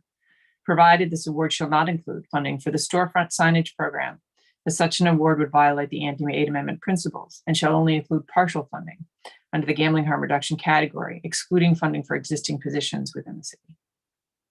Thank you. Second. Second from Commissioner Skinner. Commissioner O'Brien. Aye. Commissioner Hill. Aye. Commissioner Skinner. Aye. And I vote yes, 4-0. Going to Somerville now. Somerville, yes. So on this application, the first thing we want to talk about is that the city is requesting a waiver on this for one of their projects. And the project is the Middlesex Ave, Mystic Ave Transportation Construction Project. Total project cost is estimated at 970, just a little south of $973,000. In calculating the subsidy from our guidelines, the maximum grant that would be allowed under the guidelines is $466,895, and the applicant is asking for $579,500. So what this would do is this would increase the project subsidy from 47% of the total construction cost up to 59%. And, you know, in the waiver, they really just state that this is a very important project and that they would, you know, that it's very important to get this thing built, and that's why they would like the additional money. You know, in looking at our guidelines, you know, the intent of this waiver was really to saying, if you have a project that you would not otherwise be able to do unless you had a grant, that's what the purpose of the waiver is for. In this case, we went to the city and said, well, what would you do if you were not granted the waiver? And they indicated that they would still try to go ahead with the project using other local or grant funds and so on. So, you know, as a review team, you know, based on the guidelines, we didn't see that there was a particularly compelling reason for granting the waiver. However, with that said, they are currently, you know, they asked for the full allocation of $1.1 million. And you'll see there's a couple of projects we are not recommending, which would put them below their grant allocation and below their requested grant amount. So, you know, there is money available within the grant if you wanted to give them a waiver on this.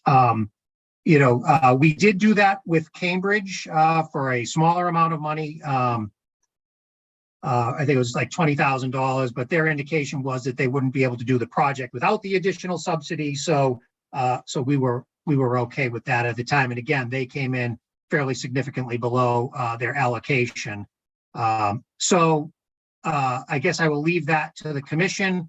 Again, we're not recommending it, but if the commission would like to do that, you are certainly welcome to do that.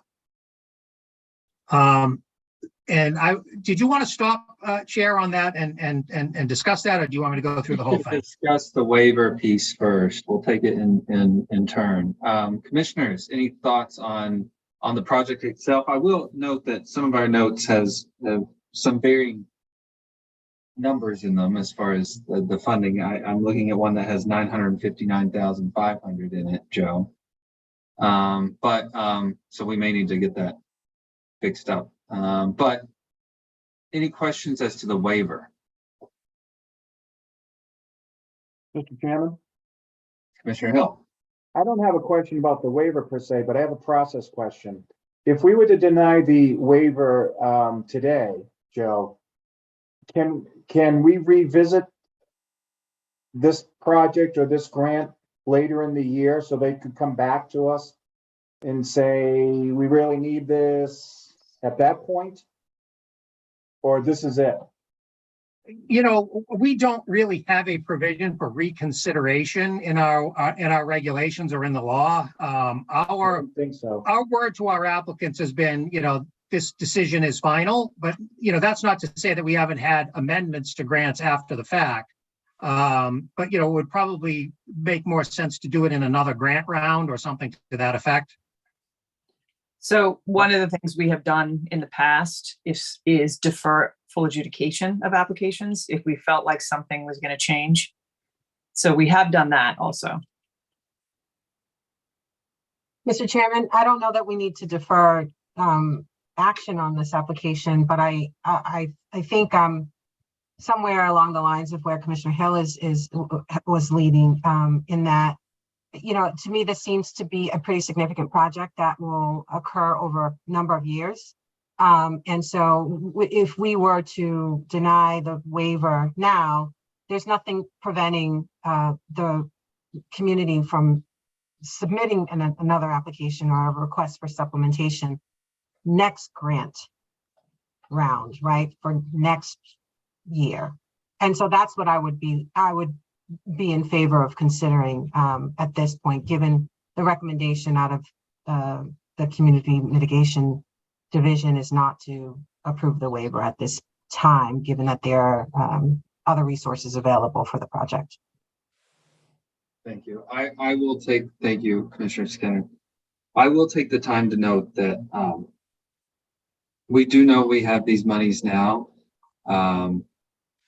As Commissioner Hill has been so good to do, he's kept us updated on the legislative front. We don't know if we will always have these monies. And so this one's interesting to me because, you know, typically when the team comes and says, we don't want to fund this, there's like a nexus, right, to something going on with the casino. This one, it sounds more like there's opportunities for other funding, but we think the project's actually a very worthwhile project, if I'm reading Joe's comments correctly. Absolutely. There's no question that this is an eligible project for funds. I would be interested, since we know we have the money now, to perhaps do the waiver, but I'm also not going to, I'm going to vote with the majority of what our commission decides to do. But I'm just throwing that out there for food for thought that if we know it's a good project and we know we have the money right now, it may make sense to do the waiver. If that's not the case, like I said, I plan on joining my colleagues. I just worry about, you know, precedent here. If we, with the waiver option in mind, if we sort of tied that to whether or not there are additional funds available, right, then I just don't think that that's what's at play here. And so I wouldn't want to make null that requirement. I'm not sure that it is a requirement, but it was definitely a consideration.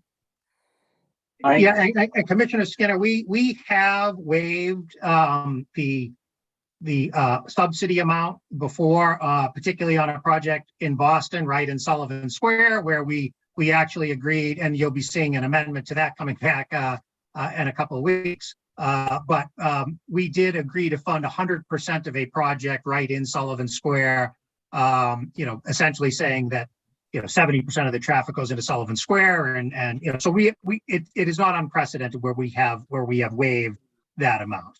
So are you saying even that project had additional funds that they could draw from, we nonetheless granted the waiver to fund at 70%?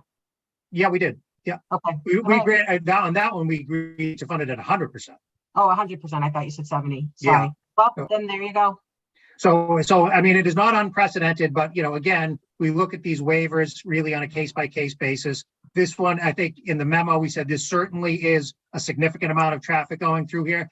I don't think there's a magic number that says, well, this is exactly how much a subsidy should be versus this. It's really on the arguments that are made, but again, the argument here was not particularly compelling other than saying it's an important project. They didn't make an argument that there's way more traffic coming through here than other locations or whatever it might be. So, but again, not unprecedented. Mr. Chairman. Yep, Commissioner Hill. So I was about to say the exact thing that you said in regards to the possible funding, because we don't know what funding is going to be available. We've all agreed that this is a very important project. So after the discussion that we've just had, I would be inclined to offer the exemption as well. What's the delta, Joe, here? So it's going from 466 to 579, so 113,000.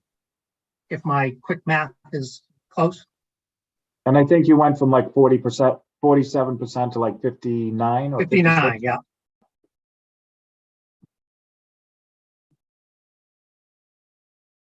Seems to be relatively short. I mean, change. it's not a giant amount of money in the scheme, certainly in the scheme of a construction project.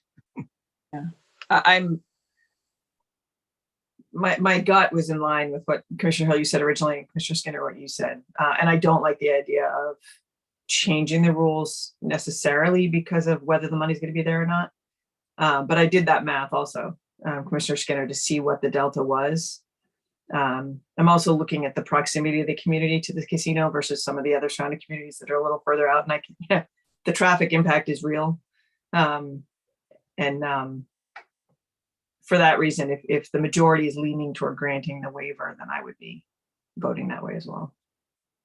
I just want to say, and I know no one's saying this, it's not just the money, that it's because I think it's a good project, right? And the other issue is that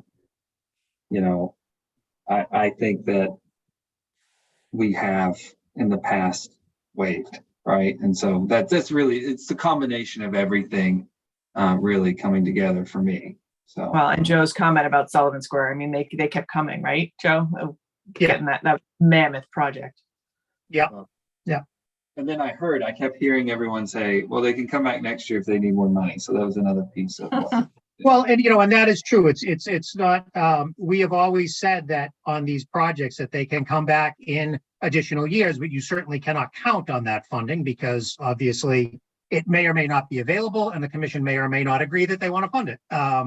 So we always tell people that that is an option, but you can't really rely on it because we don't know. Yeah.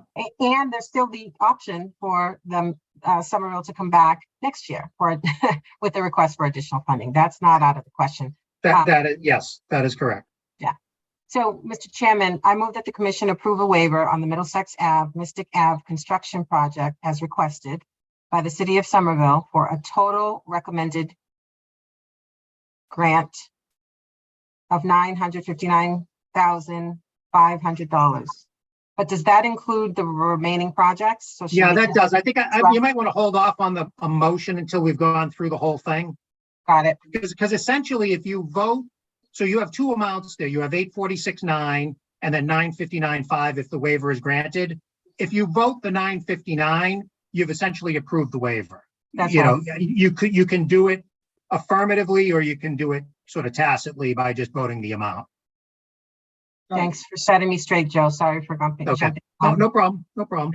All right. So, Chair, would you like me to go through the rest? Mr. Chairman? Yeah.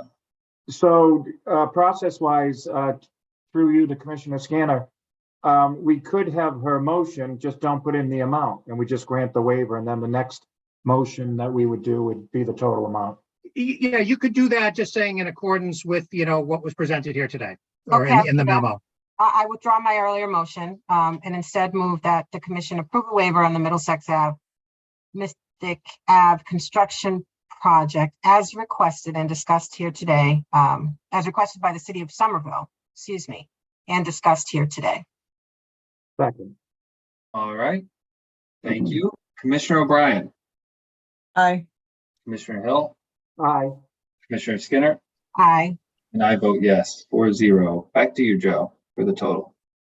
Okay, so let's go through the remainder of the projects. The first one is a community planning project, and this is a transit pass pilot program in the amount of $215,000. We are recommending full funding of this with some conditions. So these funds are for the provision of MBTA passes to 200 employees of small hospitality businesses in East Somerville, and sort of East Somerville is the area closest to the casino in Somerville. We do agree that this addresses an identified impact. The one condition that we want to put on here is that we want to ensure that these go to just hospitality related businesses in East Somerville, which are going to be primarily restaurants, but we just want to make sure that they're not going to other types of businesses that may not compete with the Encore. So the next item is another community planning. This is an outdoor dining fund. We are not recommending this project due to anti-aid amendment concerns. This project was designed to assist, again, the East Somerville restaurants in covering their annual permit fees and winter storage costs associated with outdoor dining. So similar to what they do in Boston, Somerville charges the local restaurants for permits to put outdoor dining, and there's some storage costs for various materials. In essence, we looked at this as this is sort of a pass through the community straight to the businesses, and we looked at that as running afoul of the anti-aid amendment. We did get an opinion from the city on how this would not conflict with the anti-aid amendment, and essentially, they considered this having their primary purpose as being a public purpose. Our legal team did not agree with that, so we are not recommending that. The next one is the hot meal voucher program. This again was to provide vouchers for eligible folks to go to restaurants in East Somerville.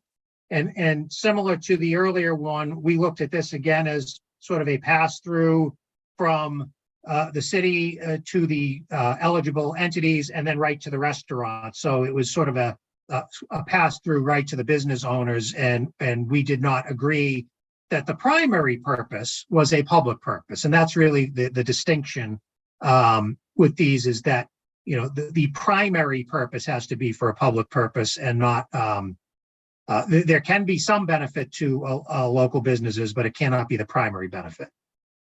The next one is a public safety application, and this is for traffic signal preemption equipment for emergency services. This is for a GPS-based traffic signal preemption equipment on their fire apparatus and on the traffic signals. This will help improve response times in East Somerville. And the city did demonstrate that in East Somerville, due to traffic congestion, their response times are about 30 seconds longer than they are in the rest of the city, which when you are in an emergency situation is significant. So, so we are recommending that one. And then the last one is the Middlesex Ave, Mystic Ave intersection project. So I don't think we really need to discuss this anymore. That was really the subject of the waiver, but we certainly agree that this is an appropriate project. And since you've voted the waiver, the amount would be the $579,500 on this particular project, or in this case, the total amount of $959,500 for the total grant that we discussed. I know that's a lot. Questions based on it. When I said total earlier, I meant total of the application. Yes. Anything else about the rest of the application? Any other questions, commissioners? I did have a question, Mr. Chairman, about the Transit Pass pilot program. And Joe, you already can anticipate what my question is, but yeah, I'm just wondering if we could just have a quick anti-aid amendment analysis here. I know we were sort of quick to disagree or quick to assert that there would be a concern relative to that in some of these projects, but I'm trying to understand why that is not a concern here for this particular project, given that the passes would be passed on to employees of private establishments. I'm going to turn this right over to Carrie. Thank you for joining us, Carrie. She's our local anti-aid amendment specialist. I don't know if I can be considered a specialist, but thank you, Joe. I'll do my best here. So, so the thing to remember with the anti-aid amendment is that it's really not an exact science. You know, the primary benefit of the funding can't be to a private entity, but that doesn't mean that the private entity can't receive some benefit, as Joe mentioned. So it really requires a bit of a balancing test of the private benefit versus the public benefit. So with these three that we're talking about in this case, the outdoor dining fund, the meal vouchers, and the MBTA passes, the team did see the MBTA passes as distinguishable from the other two. So with the outdoor dining fund and the meal vouchers, the businesses are essentially receiving the funding, right? It's sort of coming through the city, and the businesses are receiving that benefit of essentially revenue. Where with the MBTA passes, and so we've sort of viewed that as the primary benefit going to the businesses, even though of course there is some benefit to the city as well. With the MBTA passes, the funding goes to the MBTA and the passes are distributed to individuals, and those individuals might go then work, would then go work for the businesses. So of course the businesses are receiving that benefit of maybe being able to hire employees more easily, you know, being able to attract employees who might have otherwise gone to Encore, but they're not receiving that funding. They're not receiving the revenue. So they are of course receiving a benefit, but we didn't view it as the primary benefit, particularly where there's also a big benefit to the city of sort of getting cars off the road. If these employees are using the MBTA, we're reducing traffic in the area as well. And of course, that's a big public benefit and also mitigates some impacts of the casino. So we felt that it was distinguishable in that way. But again, it really is a balancing test. You know, differing people might differ on where they land on the public versus private benefit. And there's really no universal test to sort of determine what exactly constitutes a primarily public versus primarily private benefit, but that was where we had landed. Thank you. That's very helpful. I think something you said stood out to me. These are not yet, these individuals who would benefit from these MBTA passes are not yet employees of these establishments. Did I hear that correctly? They may or may not be. I mean, it can be used as a means to retain folks. It can be used as a way to attract folks. But I think it could be both for sure. And I think, you know, this week, even in the news, we saw that there was an article out about the Western region about how these are the highest need jobs and they're the highest jobs that have turnover. So just again, being able to provide some stability to those who are trying to have these jobs and maintain these jobs, we thought was, you know, more of a public good. And I think the one other thing that I think we didn't mention is that this allows these restaurants to be able to compete for this talent. You know, that's part of the problem is that you know, if a place like Encore can probably pay a little bit better or whatever it might be, this is some incentive for folks to stay maybe at the small business rather than going to the casino, because it helps, you know, it makes it easier for them to get there. Again, it's sort of that competition piece. Thank you. With that, commissioners, any other questions or comments? Do we have a motion?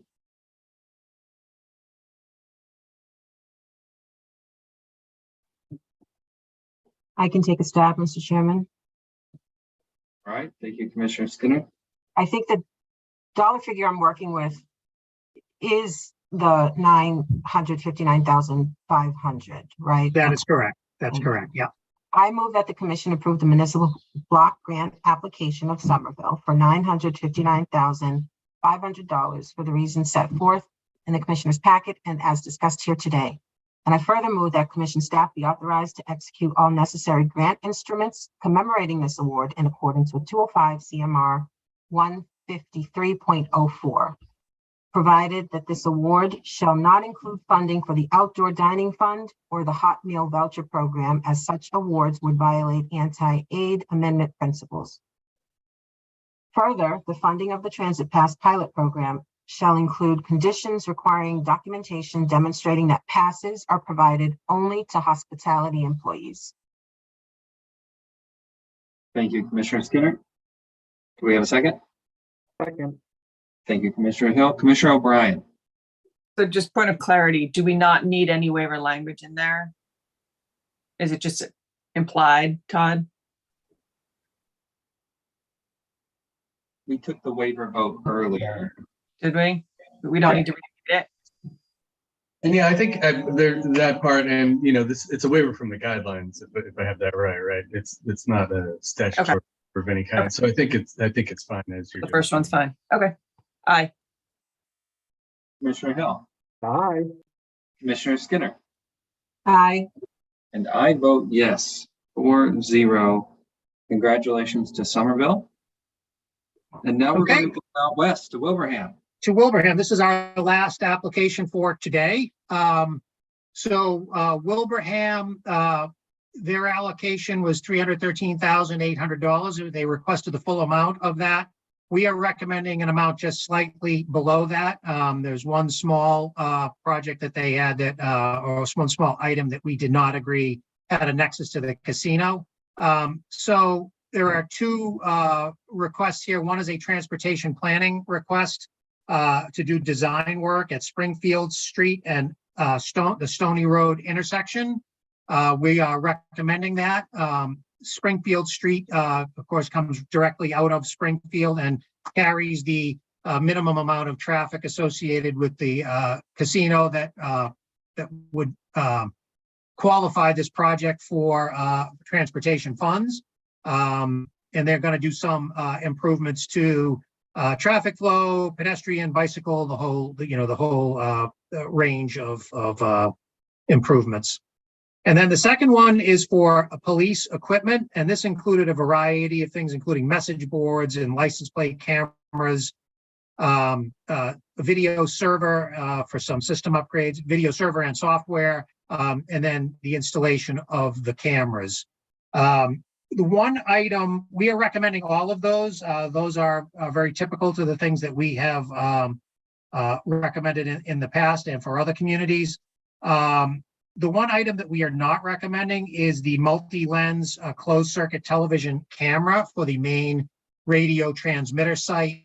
The transmitter is in I guess is kind of a rural location, and the town would like to have a camera on there to be able to monitor it for vandalism and things of that nature.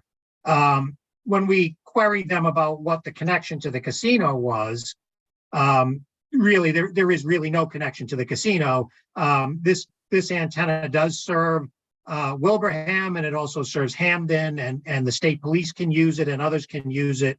But there's really no impact directly from the casino that affects this police antenna at all. Even though it was only a small amount of money, a little under $4,800, we couldn't really discern any impact associated with the casino. So we are not recommending that very small piece of this grant. So otherwise, we're recommending the $309,100 on the total grant amount. All right. Do we have any questions for Joe? Commissioner Skinner, I see your mic's off. Oh, it shouldn't have been. Sorry. Do we have a motion for our friends out in Wilbraham? Mr. Chairman, Commissioner Hill. I move that the commission approve the municipal block grant application of Wilbraham for $309,100 for the reasons set forth in the commissioner's packet and is discussed here today, and further that the commission staff be authorized to execute all necessary grant instruments commemorating this award in accordance with 205 CMR 153.04, and provided further this award shall only include partial funding of the request for police equipment, as there is lack of a nexus to any casino-related impact for all of the requested equipment. Thank you. Do we have a second? Second. Thank you, Commissioner O'Brien. Commissioner O'Brien. Aye. Commissioner Hill. Aye. Commissioner Skinner. Aye. And I vote yes, 4-0. So thank you, Chief Delaney. Yeah, so that completes our work for today. We will have one more round on June 6th, and with any luck, that will wrap up the community mitigation fund grants for this round. All right. Well, we appreciate all your work. Nothing makes us happier, I think, than being able to see how these funds are being used to better these communities, and they're much needed, and I think they're much appreciated, and I know your work is much appreciated. So with that, commissioners, do we need a break? Are we going to keep moving? Mr. Chairman, if I could make a comment relative to review of these projects. I know in the past, we've had the benefit of hearing, albeit informally, from the casino licensees on each of these projects. And so if possible, I'd like to see that be reinserted into this process. It is really helpful for me anyway, to get a sense of what the casino licensees are thinking as we review, as they and we review these projects, these applications that come through. I think that makes sense. We obviously have gotten past most of this, so I assume you're saying going forward with the program on the new applications. Absolutely. Sorry if that wasn't clear. And it might even be too late for this grant year altogether, given that we're just about wrapped up. But it would be helpful to me to see that going forward, as Joe thinks makes sense. Yeah, and I certainly, Chair and Commissioners, I think we can certainly bring this up as part of our policy questions when we go back through this in the summer and see, the reason that we stopped doing that was that we didn't feel that we were getting really much value from it particularly. So again, we can talk about that and see what it is that we want to try to get from folks, and certainly we can consider that for our next round. So we'll make sure that gets marked up, Commissioner Skinner, for that, and make sure it's properly on the agenda and go. Yeah, we've got a running tally of all of the lessons learned and so on, and so there'll be quite a few things for the commission to discuss when we get to our policy questions. Yeah, no, I get it. I don't think that that's something that the commission should be deciding necessarily, given that we didn't, the decision to eliminate that process didn't come before the commission for a decision. So I leave it to you, Chair. But lastly, just a big thank you to Joe and his team, as well as the review team on all of these. Anybody else before we move on? Do we want to take a 5-minute break, keep moving? I'm looking at Commissioner Hill specifically. Keep moving. Whatever the commission feels is appropriate, it's fine with me, Mr. Chairman. Commissioner O'Brien, Commissioner Skinner. I could use 5 minutes. Let's take a quick 5-minute break. Reconvene at 12:55. Is that good, Commissioner O'Brien? All right, I'm getting a thumbs up from her. All right.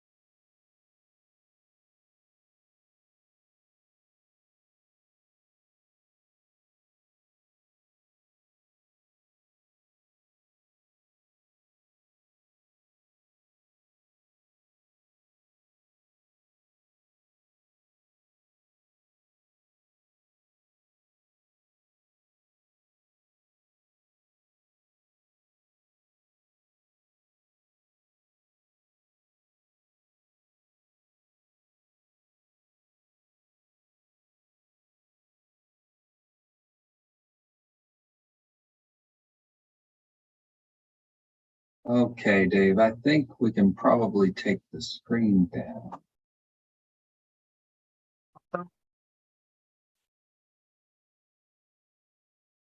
I'll give Bruce a second to get to his office. I just saw him outside of mine.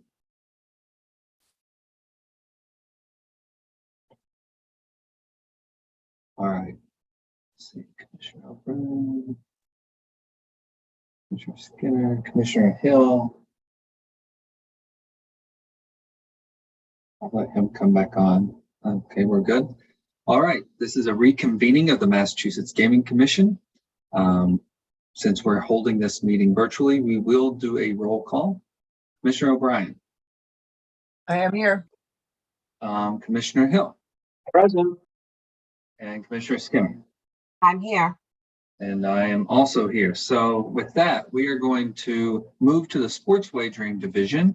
Director Band, I believe you have several issues, and that starts with Manager Boschman. Yes, Mr. Chairman, Commissioners, we have two items for you today. An update on the data privacy issue, which Crystal Boschman will handle, and then a request for a waiver through Christian Travers, which will be the second item. Crystal? Good afternoon. Hopefully my item will be brief today. Just giving you an update as requested on the status of compliance with the 205 CMR 257 regulations related to the data privacy. I did provide a memo in your packet, so I don't have a lot of information beyond that, though I can tell you it looks good. We have had two opportunities to review the progress with this. We did request a midterm report of sorts around the beginning of March, and at that point, many of our operators were already expressing that they were far along with compliance, and I have provided those reports for you in your email. You can review those. And most recently, we asked, as the deadline approaches, whether any of our operators were going to seek waivers. As of today, the operators have expressed they will not need any waivers to extend beyond the deadline. And we will be working with GLI and our IT team on reviewing how we can get some reporting and or certification on compliance with 257.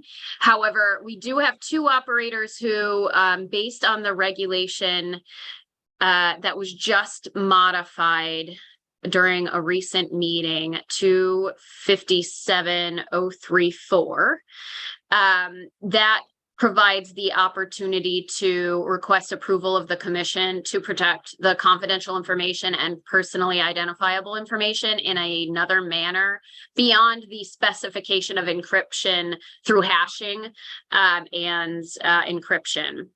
And so we have two operators who have expressed they would like to just come forth before the commission and describe their plans and how their process works and which components maybe they cannot encrypt due to application components and impacts to the system or data that they would need.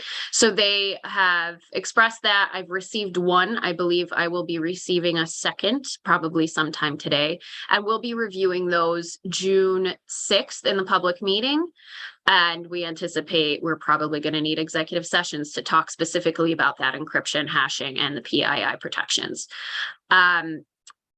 So that's my brief update. If you guys have any specific questions, love to take them, but there's no vote or any other action anticipated today. Commissioners, any question for Crystal regarding, sounds like we're going to hear some from a couple operators on June 6th, you said, Crystal? Yeah, that's the intended agenda date. Any questions? No questions. Just thank you, Crystal, for staying on top of that and giving us the update. It's been a work in progress, but absolutely. And I think we'll have some more information to share probably in the next few weeks, as well as to our conversations with GLI and any other entity that we think might be able to help us go forward with the certification of this. As you know, that it wasn't in effect when we launched, so a lot of the certifications do not have components of 257 included. That's a really good point. I appreciate that, Crystal. All right. Well, I think we're gonna hand it over to, I guess, Bruce, through Bruce to Christian. But Bruce, you're on mute. Yes, there we go.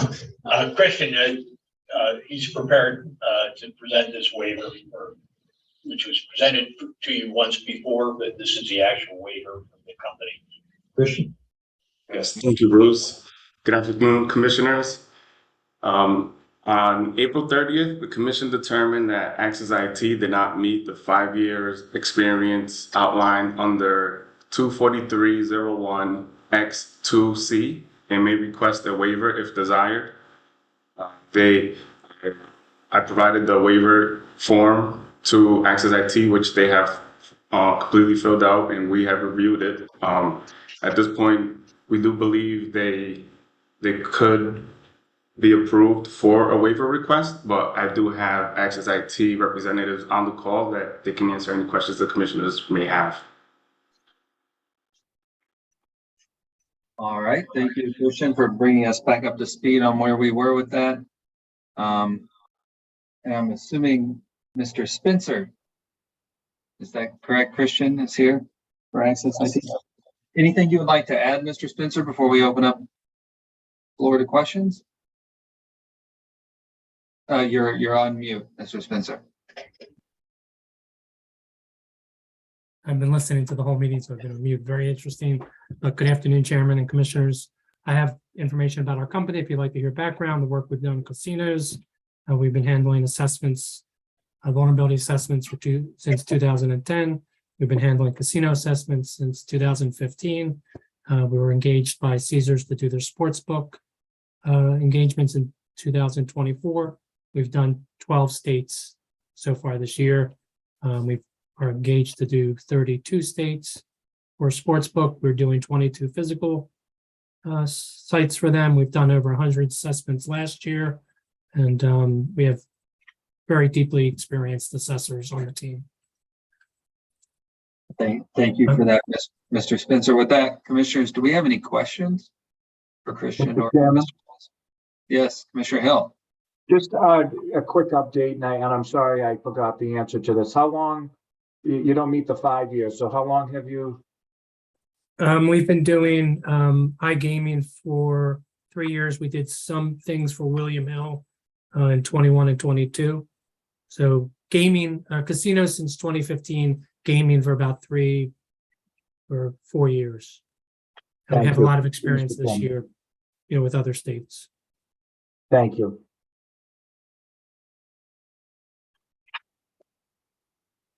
All right, Commissioner Skinner. Yeah, thank you, Crystal, and thank you, Mr. Spencer. Is there anyone from Access IT from the actual technical compliance side of the house? I know your role is pretty much with the account acquisition team, I suppose, but it would be helpful to have someone who can actually speak to the technical issues on the call, and it's important to me to get sort of assurances from that individual or those individuals that that Access IT is qualified to do the work that's they're being called upon to do. And I understand that you provide that work on behalf of Caesars and other jurisdictions. I would just be looking, if you're asking for a waiver for Massachusetts, I would expect someone who's actually in the field to give certain assurances in that regard. So I am my 2 project leads and ask them to join us. The gentlemen that are doing work on Sportsbook collectively have 15 years, 18 years, 14 years, and 9 years of experience. That is our team that does the assessments, but I've asked them just now to join. Give me 1 minute, I'm sure they will. Hey, good afternoon. This is John from Access IT. How's it going, Mark? So, Commissioner Skinner, our practice is divided into 2 halves. This falls into our risk management practice. John is in charge of the vulnerability assessment and penetration testing. I've also asked his counterpart, Jed, to join us, who's in charge of the governance, risk, and compliance side. Under the vulnerability assessments, we do internal and external assessments and penetration testing, wireless assessments, application testing, physical security assessments, and phishing campaigns. That falls into the tech stack or state required security assessments. And then Chad's in charge of the governance, risk, and compliance side, which is the GLI 33B and mix. So anything regulation or certification driven. We are also PCI certified. We're both ASV and QSA certified. So we do quarterly assessments for several casinos in that regard. And we do ISO testing and gap analysis as well. But John is in charge of the technical stack and has been working in the casinos for assessments for quite a long time. If you have any questions, Commissioner Skinner, I'm sure John can answer them for you. No direct questions, but I'd like to hear from your colleagues with respect to the need for a waiver and the actual ask. If you could just elaborate on, specifically, and I think our team too, we're looking for 5 years, at least 5 years experience, performing technical security control audits on event wagering systems. And I understand you don't have that. And so if someone could fill in the blanks for us in terms of where the gap is. Commissioner Skinner, one thing I just would add, I spoke to Christian about this yesterday, and I think this might have helped some clarification, but as we know, sports wagering was repealed in 2018. So there's only been about 6 years. So the 5-year requirement as set forth in our regs is something we may want to bring at a future meeting and just investigate as to whether we think that may limit the market essentially to companies like Access IT. Well, there were markets where sports wagering was actually legal, right? Vegas, for instance, I think. That would be on-prem. Right, but this is. What about DFS? Does that count? DFS doesn't traditionally have the same level of penetration testing type requirements. Okay. So for the online sports wagering, I'm just saying that our reg does require the 5 years, and that's why the Access IT is here to sort of explain their background. But the 5 years may be an overly constricted look at the market because we may be able to bring in more competition, which would be, I think, overall good for the Commonwealth if folks had more options, as long as they're qualified. And I have no doubt that Christian's team would make sure they're qualified. But the 5 years is almost the entire time that sports wagering has been legal in the United States online. So it is a pretty high benchmark. And I think there's very few companies that meet that at present. So just wanted to give you that context because I think it does inform the discussion a little bit. Yeah, that's helpful. It certainly does. Thank you, Mr. Stempick. And we have done iGaming back in 2015 and 16. We've done casinos specifically since 2015. And we've done over 100 assessments in 2023. And we've already done 12 sportsbook assessments for other states so far this year. So I do believe we're a qualified candidate assessor. And Justin, should we be considering numbers of reviews as opposed to simply? I think that I think what Mr. Spencer was saying as to the overall sort of experience level and number of years of experience in his team, as well as their experience in penetration testing of other models, and plus the number of other jurisdictions where they've done similar type work. I would look at it as an aggregate amount, not necessarily years, because as we all know, sports wagering accelerated the number of jurisdictions that have been legalized. So, the first year there was a handful, and then we had more and more. And it sounds like from what Mr. Spencer is saying, if they're doing this work across now 30 plus different jurisdictions, they have a high volume. So I don't know if years is the best benchmark. I mean, it could be, how many tests have you completed? How many jurisdictions? I mean, we could look at that and alter the reg in the future, but I just, just to give this full context here. Thank you, Mr. Stempick. Why didn't we encounter this issue in the 2 other instances where we've approved the technical security expert? I believe we have 2 others that we've approved, and this seems like a novel question, the 5 years. Christian, do you know who are the other 2 that have been approved? Yeah, so Bulletproof was one of the first ones that applied, and they were approved. They've been leading this industry in the technical security audit space. where they have been the first company providing that service specifically for sports wagering. And also the other company was TBG Security, which they have been working with DraftKings since DraftKings started offering sports wagering. And Oh, Thank sorry, I was you. going to say, if I could add, because I think we talked about this, we had to give TVG a little extra time, right, to make sure they met that 5 years. So that's why we had to bring it back a little bit later. So it's almost ran into this when we reviewed that. All right. So I also want to say for the record, sorry, Mr. Spencer, that it sounds like some of your team members have had more than 5 years experience in this space. That's what you just said. Yes, they've had 15, 18, 14, and 9 years, the four gentlemen that work on sports books. And John is very technically competent. If anyone would like to ask him a technical question, I'm confident he'd be able to answer. I'll just state that what Justin said was really impactful to me when I was thinking about this, which is, you're engaged with one of our largest licensees across multiple jurisdictions throughout the United States.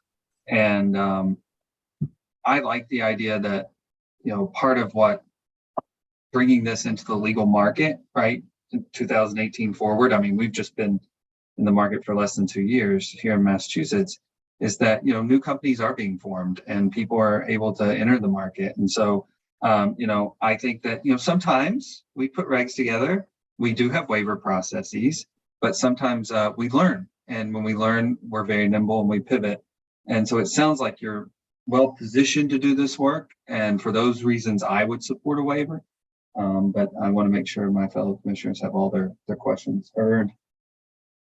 Yeah, I'm not too far different. I just would like to hear 2 or 3 sentences from the technical folks on this call on behalf of Access IT, why they feel that this the less than 5 years experience as required by our regulation is inconsequential for this purpose. Sure. John, maybe if you could just chat a few minutes about your experience. You've been involved in all these assessments. Yeah, most certainly. And as kind of the discussion is kind of led or insinuated, basically, I've personally with Access IT been doing these types of engagements for quite a few years. And as kind of discussed, to hit that 5-year mark, we would have had to have been certified as soon as the online sports wagering was legalized in the United States. Now, at that time, we did other casino business, primarily on the East Coast. So we were not, at that time, again, the first company to get registered to kind of do sports book wagering and online gaming. But that being said, for the duration of our interactions with casino properties, we've been doing on-site physical properties, gaming systems, as well as online gaming, which is very parallel, in my opinion, to sportsbook wagering with geocaching and proximity type regulations in place to make sure bets can't be placed out of state and things along those lines. So there is a lot of parallels when Mr. Spencer refers to the iGaming background that we do have is very similar to the sportsbook wagering testing that we are looking to do. And also, as kind of alluded to, we have done this for many other jurisdictions across the United States. And that is specifically, based on our, as mentioned, aggregate experience, we are looking to kind of complete this waiver specifically for Massachusetts. Thank you, sir. Thank you, John. And I'll ask Chad to make a comment as well. But we're currently licensed or approved in 29 states. We have a requirement for 33 for this year for Caesar. So we're working on a few more approvals. We're doing 22 physical sites for them as well.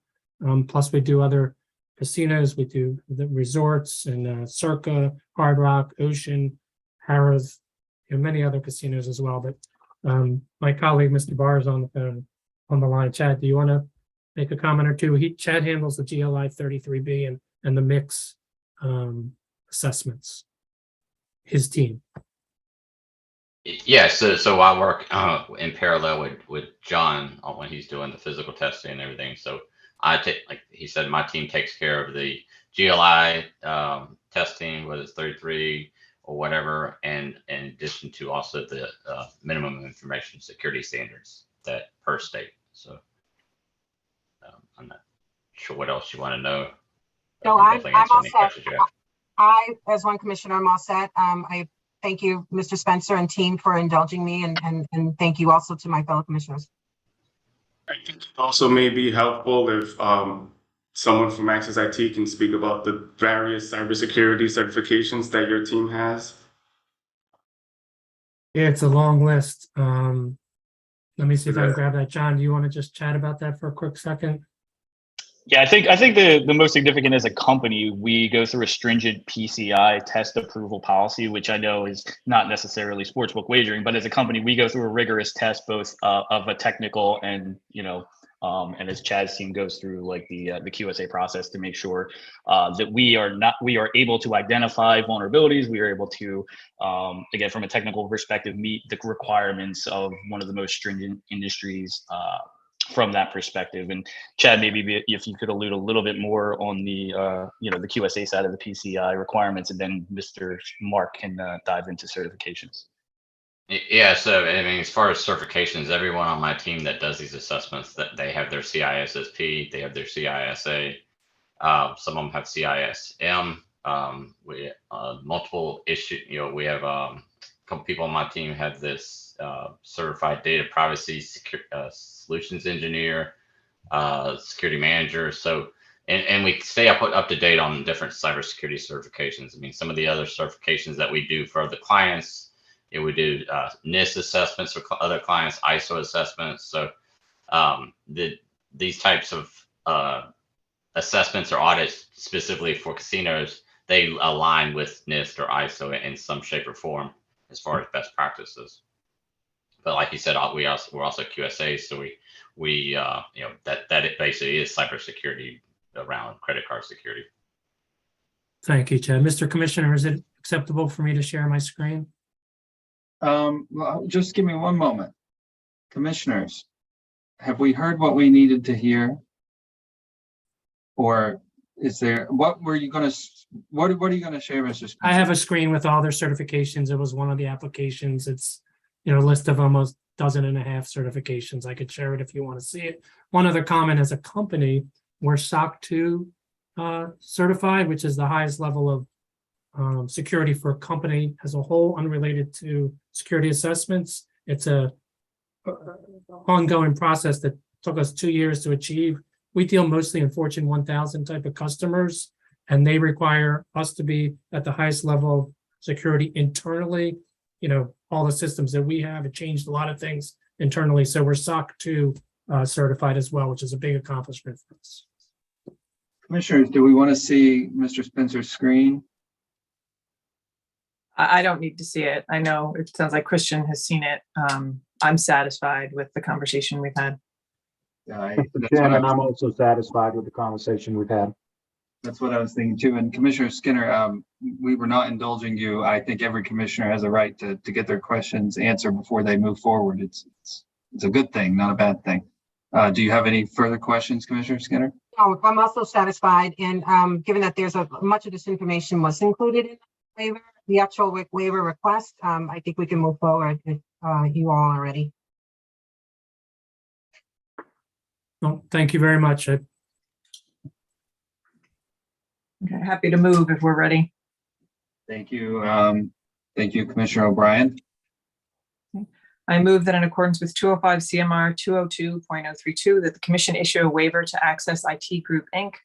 from the requirements outlined in 205 CMR 243.01 as granting the waiver meets the requirements specified in 205 CMR 102.034 and is consistent with the purposes of general laws, chapter 23N.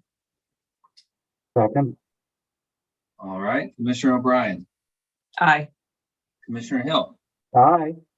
Commissioner Skinner. Aye. And I vote yes. And I think we're not. Can we go right to the subsequent motion, or yeah, right? There's nothing else, Christian, beyond what's been presented. Yes, that's correct. Okay. Then I also move that the commission approve Access IT Group as a qualified independent technical expert in accordance with 205 CMR 243.011 as included in the commissioner's packet and discussed here today. Second. Thank you, Commissioner Skinner. Commissioner O'Brien. Aye. Commissioner Hill. Aye. Commissioner Skinner. Aye. And I vote yes. Thank you. Christian. Thank you, Mr. Spencer and Chad and John, and for answering our questions. And good luck. Thank you, Mr. Chairman and Commissioners. I appreciate your time, and Kristen and Mr. Stempick as well. Thank you. Thank you. Thank you. Thanks all. Right. So Bruce, I think we finished your topics for today, correct? Yes, it was right through quickly. That was nice. Thank you. So just want to thank Sports Wagering again, Crystal, with a very important update, Bruce and Christian and team. And we appreciate that, and always know that you're steering us in the right direction, Bruce. All right. So with that, we're going to kick it over to Director Mark Vanderlinden, the Director of Research and Responsible Gaming, and his team. I will say quickly that we're excited about the report that we're going to hear about today, the job quality report. It's been some time in the making, and we learned a lot. I'm not sure if we're going to also be joined by some others at Sigma, but I see Dr. Goldberg here, and it was good to see her last Tuesday. And by the way, I will state that kind of out of order. Commissioner O'Brien, I made a mistake on the agenda and did not add in a portion to talk about the conference last week. So maybe during commissioner updates, after kind of dovetailing out of this, we can bring that up. So I apologize for that. But that being said, I'm going to kick it over to Mark. Great. Thank you, Chairman Maynard. Good afternoon, commissioners. So yes, Chairman Maynard introduced the topic, but just by way of a little bit of background. Through the establishment of the casino industry in Massachusetts, among other potential benefits, lawmakers provided avenues for the creation of new jobs in the state. As a measure to better understand the types of employment opportunities that are available in the Commonwealth's 3 casinos, the Massachusetts Gaming Commission included in its FY23 gaming research agenda a study to examine the extent to which casino jobs are benefiting the casino workforce and what are the quality of these jobs. So moving beyond just measuring the number of jobs, we wanted to do a deeper dive in this. So in terms of the origin of the study, I'd like to give credit to the Gaming Policy Advisory Committee through our normal course of developing an annual research agenda. We are required to seek the advice of the Gaming Policy Advisory Committee. And that's where this idea came from. And I think it was specifically Brian Lang, who was a representative of the labor unions at the time. And I'd also then like to thank the Gaming Commission for recognizing that paying attention to these jobs and doing a deeper dive was an important enough priority that we would allocate resources to that.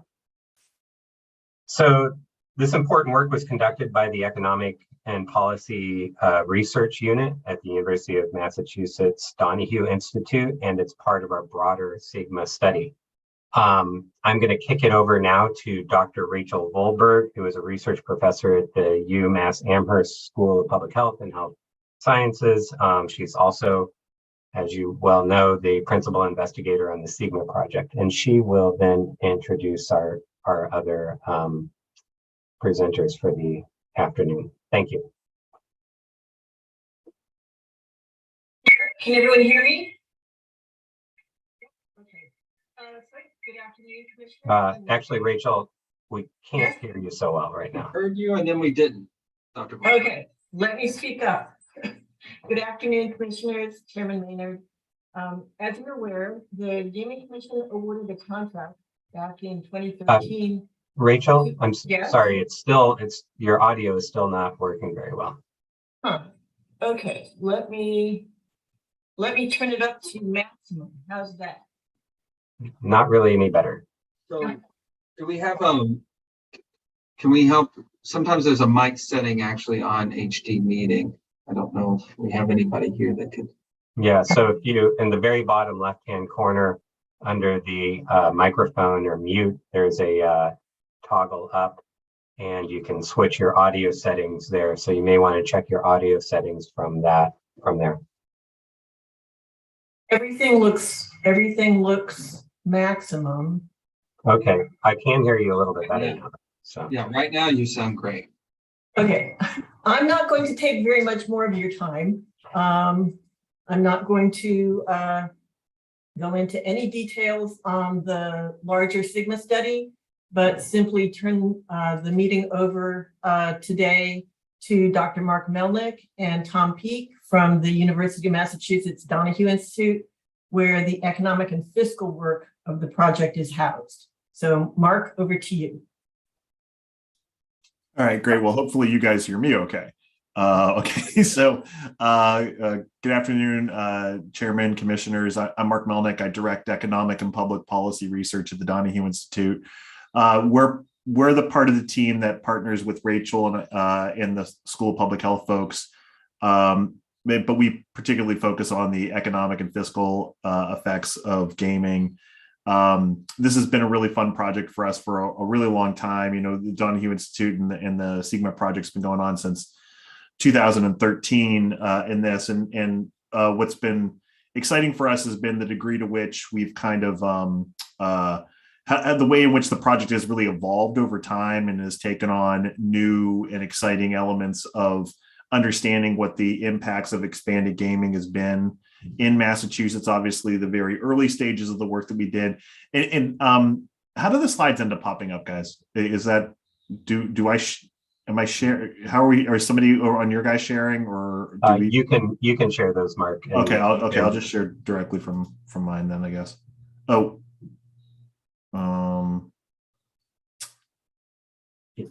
you should have a share screen button at the bottom.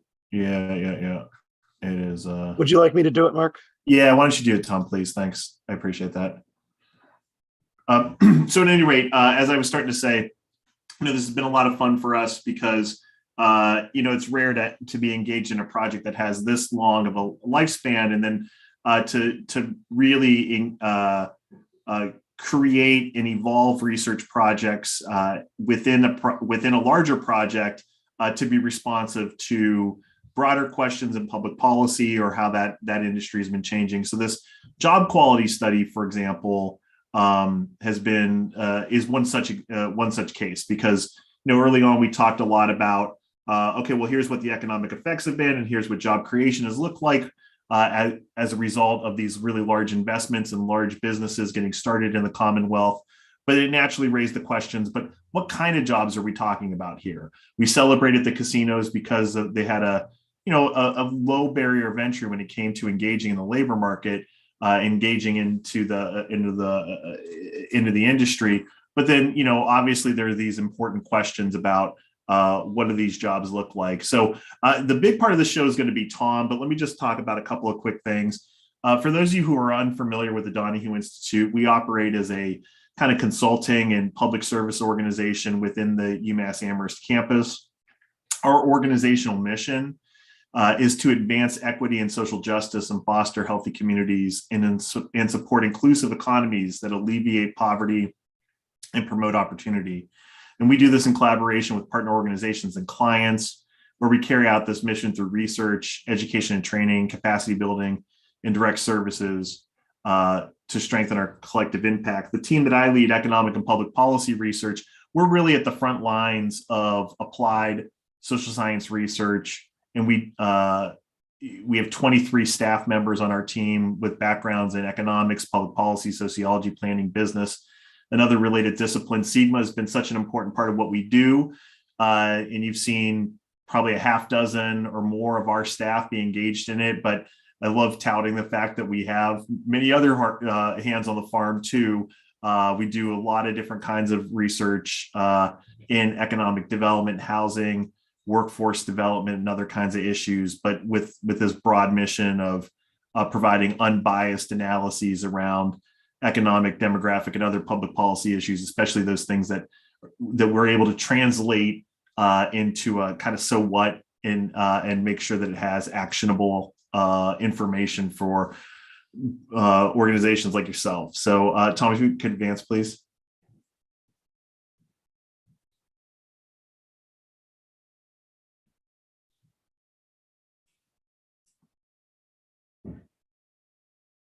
Tom? Is that advancing for you? It didn't do anything for me. If I could just offer a suggestion, Tom, if you want to go up to slideshow up the top there and click from beginning, you might have an easier time sharing the screens up the top. There seems to be a lag. Yeah, I had done from the beginning. I don't know if there's a lag. You're not in slideshow mode right now, Tom. You're just in the regular view. Okay. Okay, it's showing up on my screen as being in slideshow mode. Oh, here. Is that better? All right, we'll advance, see what happens. Is that advancing? Unless there's a big lag, I'm still seeing the title slide. Oh, weird. It's not been on the title slide for me for a while. Let me stop the share and start again, see if that fixes anything. I don't know. Sorry about that.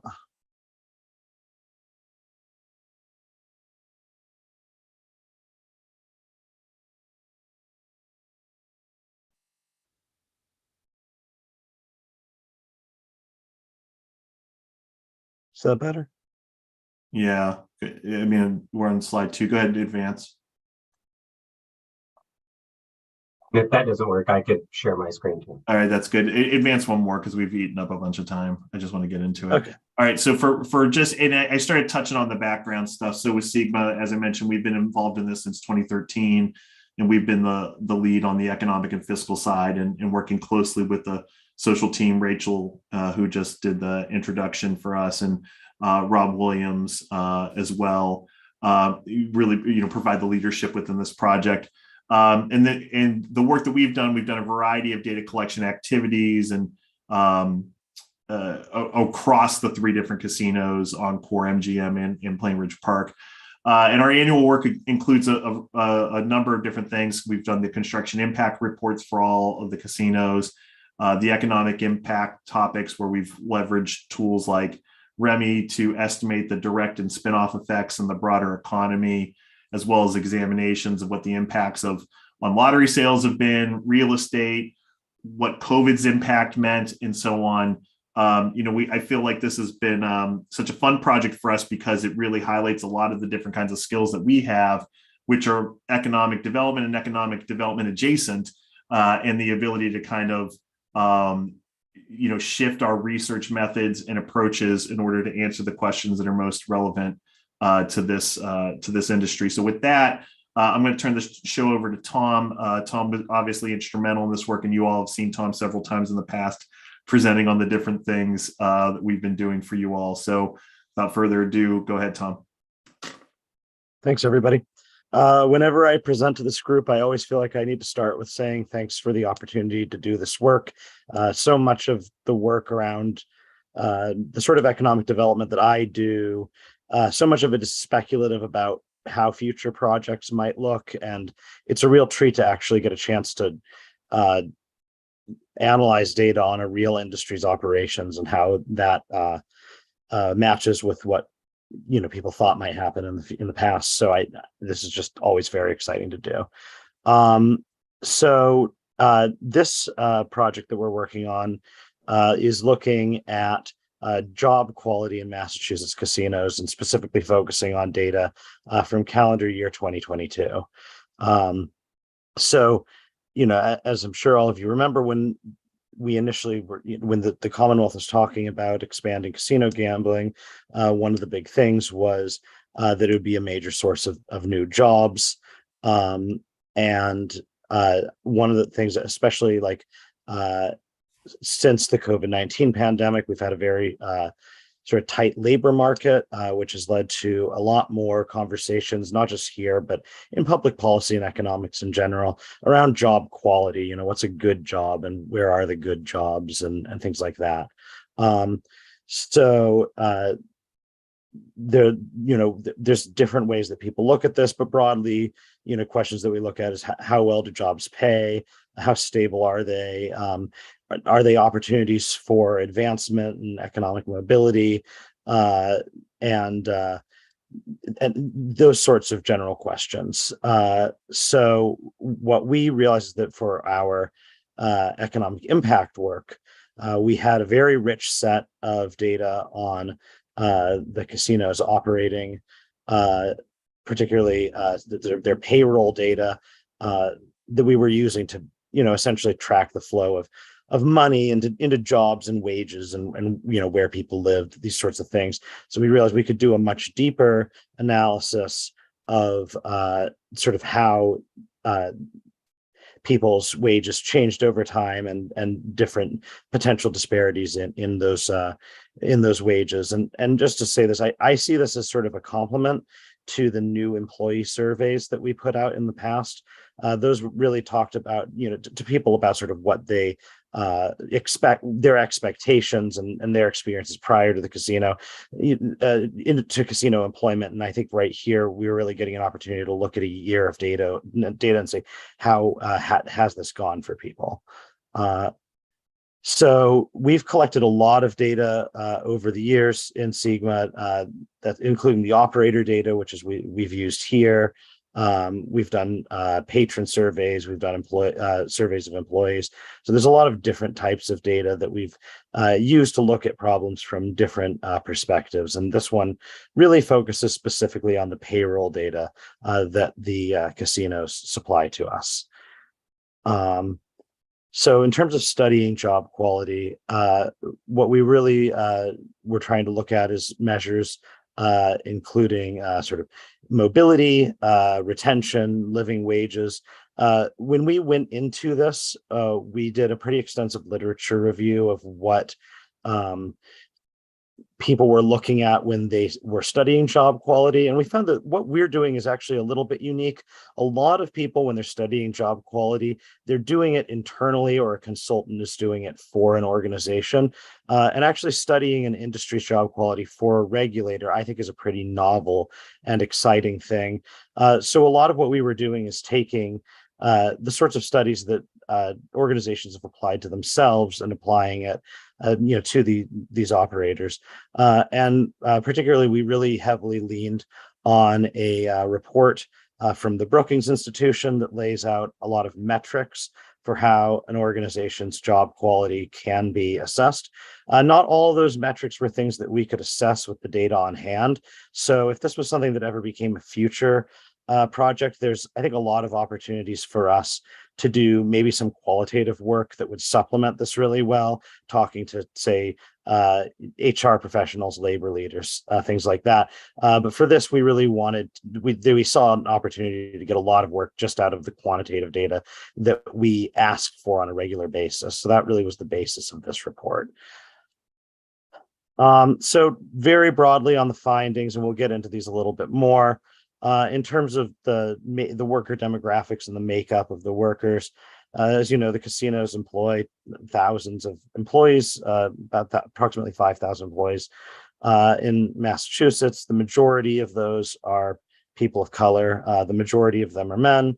The majority are full-time. The majority are hourly. But there's, of course, important breakdowns as you cross-tabulate those data. In terms of compensation, we found that about 39% of workers across the casinos make at or above what MIT has designated to be a living wage in that county, but there's large differences across the casinos. We did find that compared to data, industry data that we have access to, for the accommodations and food service industry, which is sort of the broad service sector industry that we would usually use to compare like this job market with specifically the casinos, turnover was quite a bit lower at the casinos than in the industry as a whole. We didn't see a lot of mobility for workers within the casinos in this year. That might be different in other years. So to look at just the workforce and the composition of the workforce, we've done some of this work before, but there was in other years. So we wanted to sort of update the that, but if some of this looks familiar, a lot of this is similar to the analyses that we did in our COVID impact report and things like that. So yeah, again, the 52.3% of the workforce of the casinos right now are people, or in 2022 were people of color, although white workers are almost a third and are the biggest single ethnic or racial group. A slim majority are men. Most are full-time. The overwhelming majority are hourly as opposed to salary. But again, if you start really cross-tabulating it down by department or things like that, these numbers can vary substantially. We used the casinos have different divisions, so we sort of broadly reclassified them into our own, but most or about over a third of workers work in sort of the gaming and recreation, so like really on the gaming floor and things like that. And most of the workers are working at sort of a lower, like a junior level, or not most, but 45.5. So the largest group of them are working sort of a junior staff level, more entry level jobs.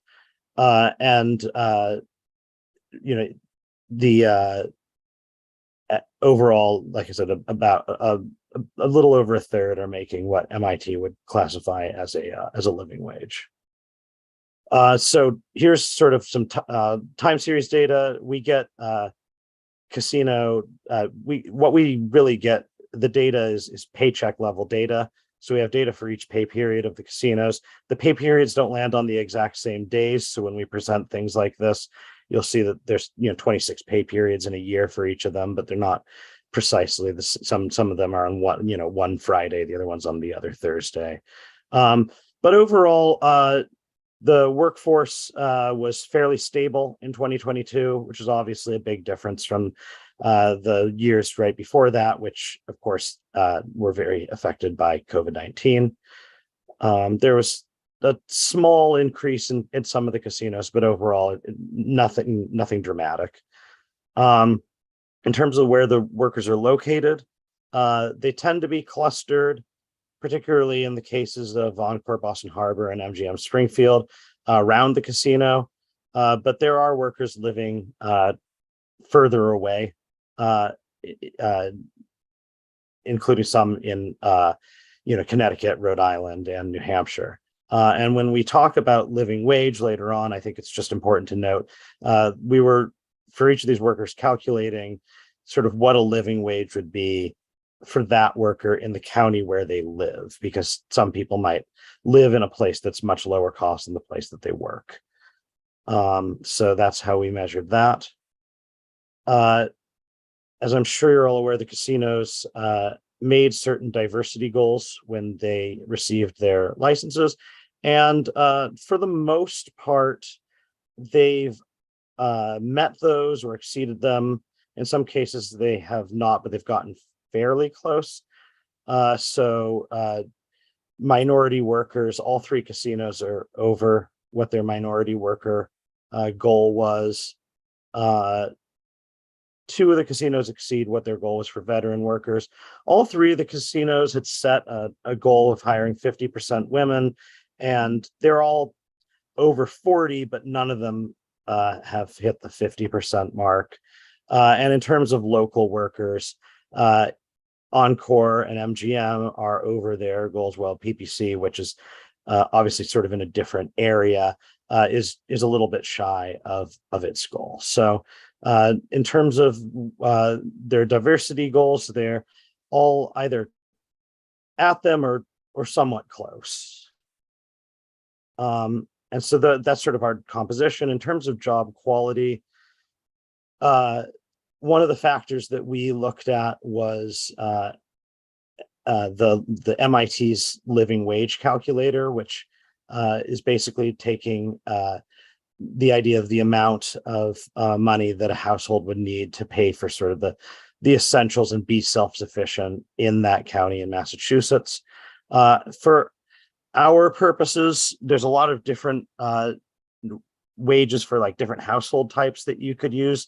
And what we ended up choosing was the assumption that this is one person in a two-person or in a two-earner household with two kids. So would this be able to bring in half of what you need for supporting a family of four? And what we found is that most casino employees do not earn that, although the amount that do varies from casino to casino. Overall, it's 39.1%. And the average casino wage is across these three casinos, on an hourly wage is $28.31. Which again is higher than most service industry jobs. It's higher than what you would normally get in a restaurant job or in a hotel job, but it is still a bit lower than the living wage in most of these counties. I will say that number does include both entry level and sort of more senior people. So while the numbers vary, it's just an average, but it's not necessarily the average for like the average slot attendant or the average bartender. And when it comes to earnings, another thing we did notice, there are some racial disparities within the casinos, which may in fact be, there may be sort of education and skill certification issues that play in here, just what types of departments people are working in and whatnot. But just broadly in general, what we did find is that the share across most casinos, the share of Black or Hispanic workers is in this industry much higher in the lower.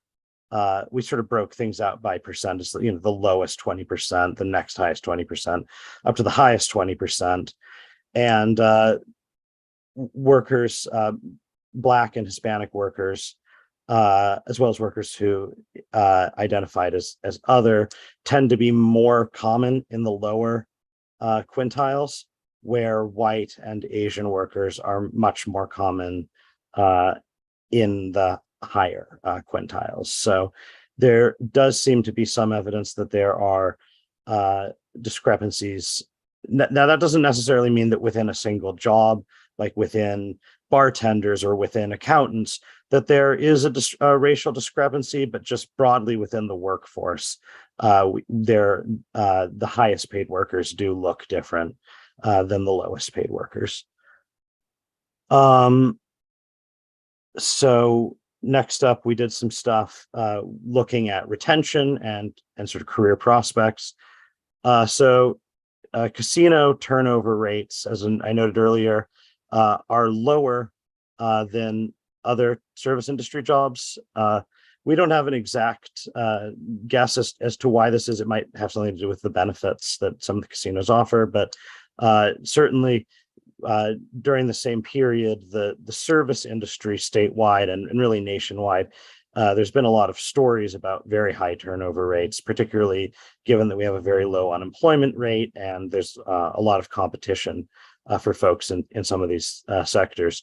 So overall, we observed a 115% turnover rate within these jobs, which is what that's largely meaning is that the separations in these companies are, in many cases, there's as many separations over the course of a year as there were employees employed on any average week. That was not the case at the casino, where there's a typo here, but we did find that on average there's about 28% of all employees were of casino employees across all three casinos. That's about what we got for the turnover rate. And again, you can see it does vary by casino. PPC had a lower turnover rate, MGM had a higher one, but broadly that is what we are seeing. Is it varies between casino, but overall it is quite a bit lower than what we observed in the accommodation and food service industry as a whole.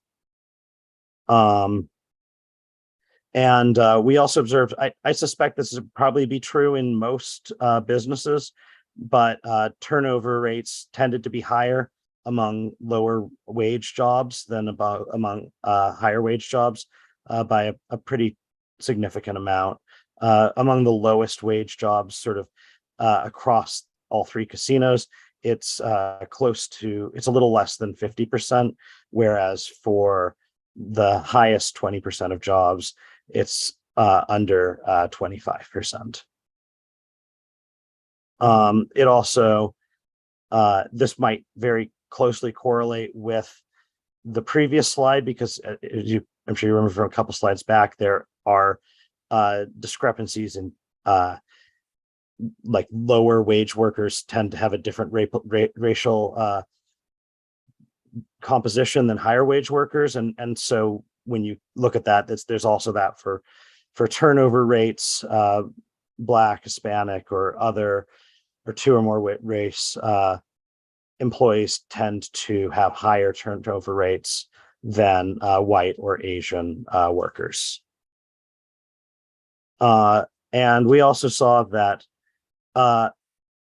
we looked at data and we used some data analysis processes to identify workers whose job title and their salary changed over the course of the year, to sort of identify who got a promotion over the course of the year. And there were about 2% of the employees received a promotion over the course of the year.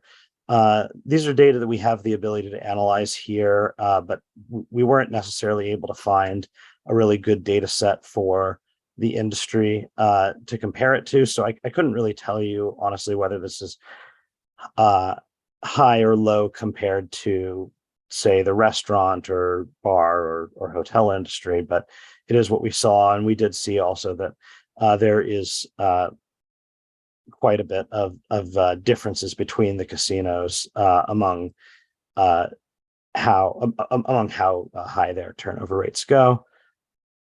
So just to wrap up, in terms of their diversity targets, casinos have largely met their goals. There's a little bit short when it comes to meeting that 50% target for women employees, but other than that, they have mostly met their diversity goals.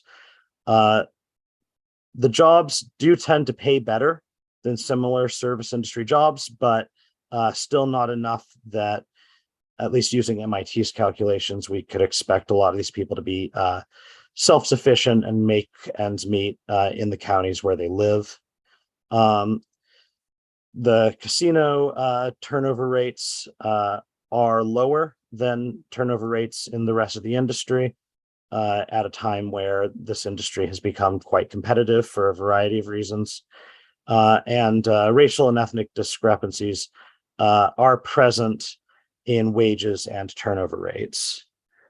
So just in terms of where we go from here, this is the sort of analysis that we could potentially replicate in future years. It would probably be, honestly, a lot easier to replicate it than it was to do it the first time. We think that if we were to do work like this in future years, it could potentially benefit from a more qualitative side, maybe some more interviews with current employees or stakeholders, whether that's in labor or in human resources, maybe workers who have left, because while we do have a sense of how many people were terminated and when, we don't really have a sense of, are those people who left because they got a great job using the skills that they picked up at the casino, or are those people who left because they weren't happy with the job or because they were fired? So there might be some interesting stuff we could look into there.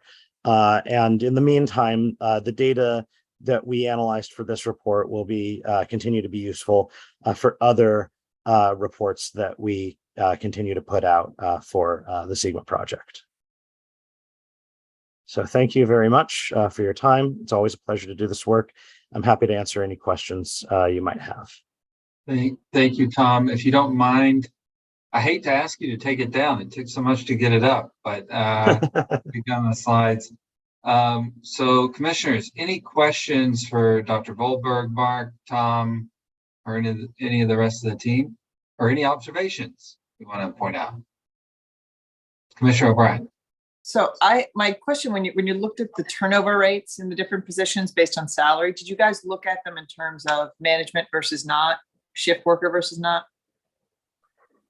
Yeah, we have a lot of that in our report.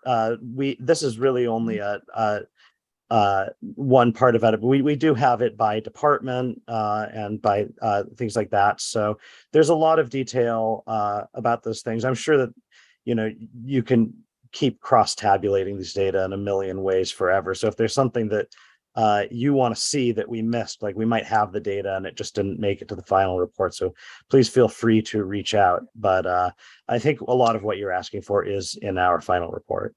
So you don't really off the top of your head whether, because I'm most intrigued, we have shift workers here too, right? So I'm intrigued by the idea of turnover rate versus sort of a regular fixed shift job versus shift work. I need to check. I'm not sure that is in the final report, but it's certainly something we have the ability to analyze. Okay. Commissioner O'Brien, we'll take a note of that, and it is a dense report, so we'll go through it and we can get that information directly to you. Okay, that would be great. Thanks, Mark. Well, I'll step in and just say, I saw a lot of good news in the air. I know I'm sometimes have rose-colored glasses, but I saw a lot of good news in here. I see also an opportunity for improvement, and that's really what I took away from it. But the improvement was really on the margins.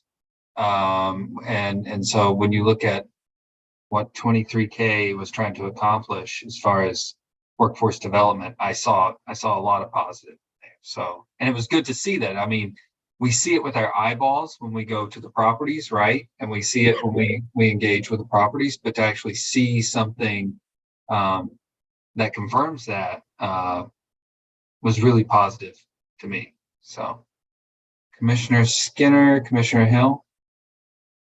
I would just add it's excellent information that we'll be able to take moving forward as we look at what we're doing here. As usual, thank you for the great work that you did on behalf of this report. It's excellent information. Thank you. And thank you for presenting today. Great job. And thanks, folks. And if I could just interject real quick too, I think one of the key points that Tom makes at the end is that, there are tracks that are laid now for us to be able to replicate this in other situations. And I think what's important is the kinds of questions that it does generate even after the fact. So this, like issues like doing some qualitative things to maybe better understand the experiences of workers on the ground. I think those are the kinds that, as you guys get into this a little bit more, we should continue to think about, well, this is great, and it'd be awesome if we knew this one additional thing in there. So I just want to encourage everybody who's a stakeholder in this and everybody who cares about this to continue to, put a pin in those kinds of ideas, because there's space within our research agenda with you guys to, iterate in these ad hoc reports so that we can chase new ideas as they become important to others. Thank you for that reminder, Mark. And we appreciate all the ongoing work with the Sigma project and all the work that you do.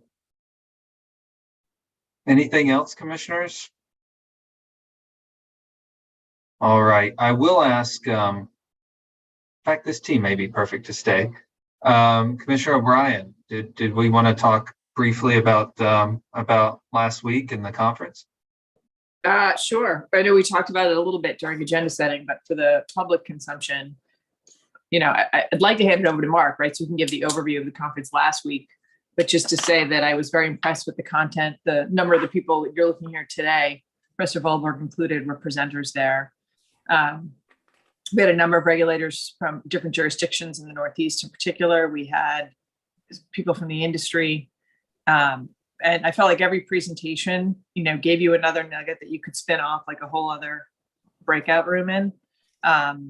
Couple of things that I would love for you to talk about, Mark. I know we're going to put this on for a more fulsome conversation in another meeting or two, but you mentioned that there were some takeaways at the very, very end in terms of where to go from here. And then one of the most compelling sessions was really some of the younger individuals out of Springfield that some of the CMF money went to so that you had younger people studying their perspective on gaming, sports betting, and how to interact with younger people. And my takeaway too was one of them talking about how versed she was in sports, and then people turning around and saying, like, we have to bet, as if betting somehow validated her expertise in sports betting. And I loved her response, which is, I don't need to do that to prove that I'm knowledgeable about sports. And I think that's a great message also to put out, maybe as some of our responsible gaming is, that it's, it's fine to bet if you want to, but you don't have to participate in the betting process. I think that might be something we want to consider for responsible gaming for some of the other messages that we send out. But I don't want to take up a lot of the air in the room. It's been a long day. I can send it back to you, Mr. Chair, over to Mark to really talk in further detail about it. But I would like to get it on another meeting to really highlight it. Yeah, and I apologize again for missing that when we were putting that together. Commissioner Skinner, do you have anything to add? Nothing substantive to add. I kudos to the team, Mark in particular, for putting together an excellent conference. It was really insightful. I too enjoyed listening to the youth from Springfield. I think, it's good to see the CMF dollars being utilized in that way. And they, really appreciated their contributions. They were really engaged, and that was fantastic. I feel similarly to the portion where we heard from individuals with lived experience. I think those were really nice personal touches to the day. And so I too am looking forward to really just debriefing in a really substantive way, comprehensive way as to where we go from there. So I will, I think that's a good way to do it too, since we talked about it in Commissioner Update a couple of times, is maybe the debrief is mixed with what goes forward. We can revisit this. Director Vanderlanden. Well, first, just a heartfelt thank you for the support of the commission on this. I had never done anything like this, and so it was a lot of work. It was a lot of work for me, but there was a huge team that was involved in organizing this, and I really appreciate that. This was actually included in last year's research agenda as a way to mobilize the sort of tremendous amount of research the commission has created, funded, supported over the course of the past decade. And so to that end, I think, it was successful, especially at highlighting some of the current and relevant issues that were kind of coming to the forefront and trying to the extent possible to provide some evidence to back that up. I think that as the planning of the conference kept going, we realized that this is not a Massachusetts issue. This is we wanted to focus it on as a New England issue and try to draw as many different varying diverse perspectives as possible. So you're absolutely right. We had regulators from pretty much every New England state, but beyond that, it was really great to see operators come to the table, to see legislators come to the table, to see community advocates and service providers come to this. And we have I think a pretty good job of when there's an annual research agenda and the cycle of this annual research agenda, and we bring it to the commission and we present it, we share it with a variety of different stakeholders as it's relevant, whether it's community members or police chiefs and analysts. But this was a new way of going about doing that. And I thought it was fresh, refreshing, and it was a fresh idea, at least for this commission to invest in something like that. To me, the next steps is there was a wonderful session at the very end where one of our contractors, Grio, who we specifically work with to do knowledge mobilization activities, engaged the participants in an exercise to say, given what was presented today, the research, the policy practice, what is important in your view, what is important for the commission to consider moving forward? And so I don't have the feedback wrapped up from that, but should shortly. And so I would really like to bring that those ideas from those participants back to the commission as we consider a lot of things. You know, you as commissioners are taking inputs in so many different directions, and I would like for this to be added to that as we think about where we go with it, with whether it be research or policy or responsible gaming. I think it would be helpful.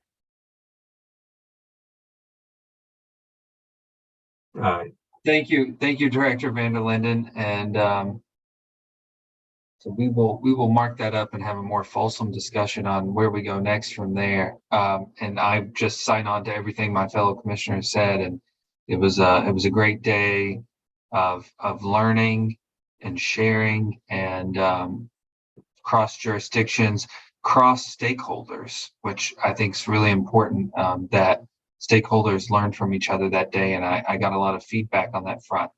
So with that said, anybody have any other comments now or any other commissioner updates?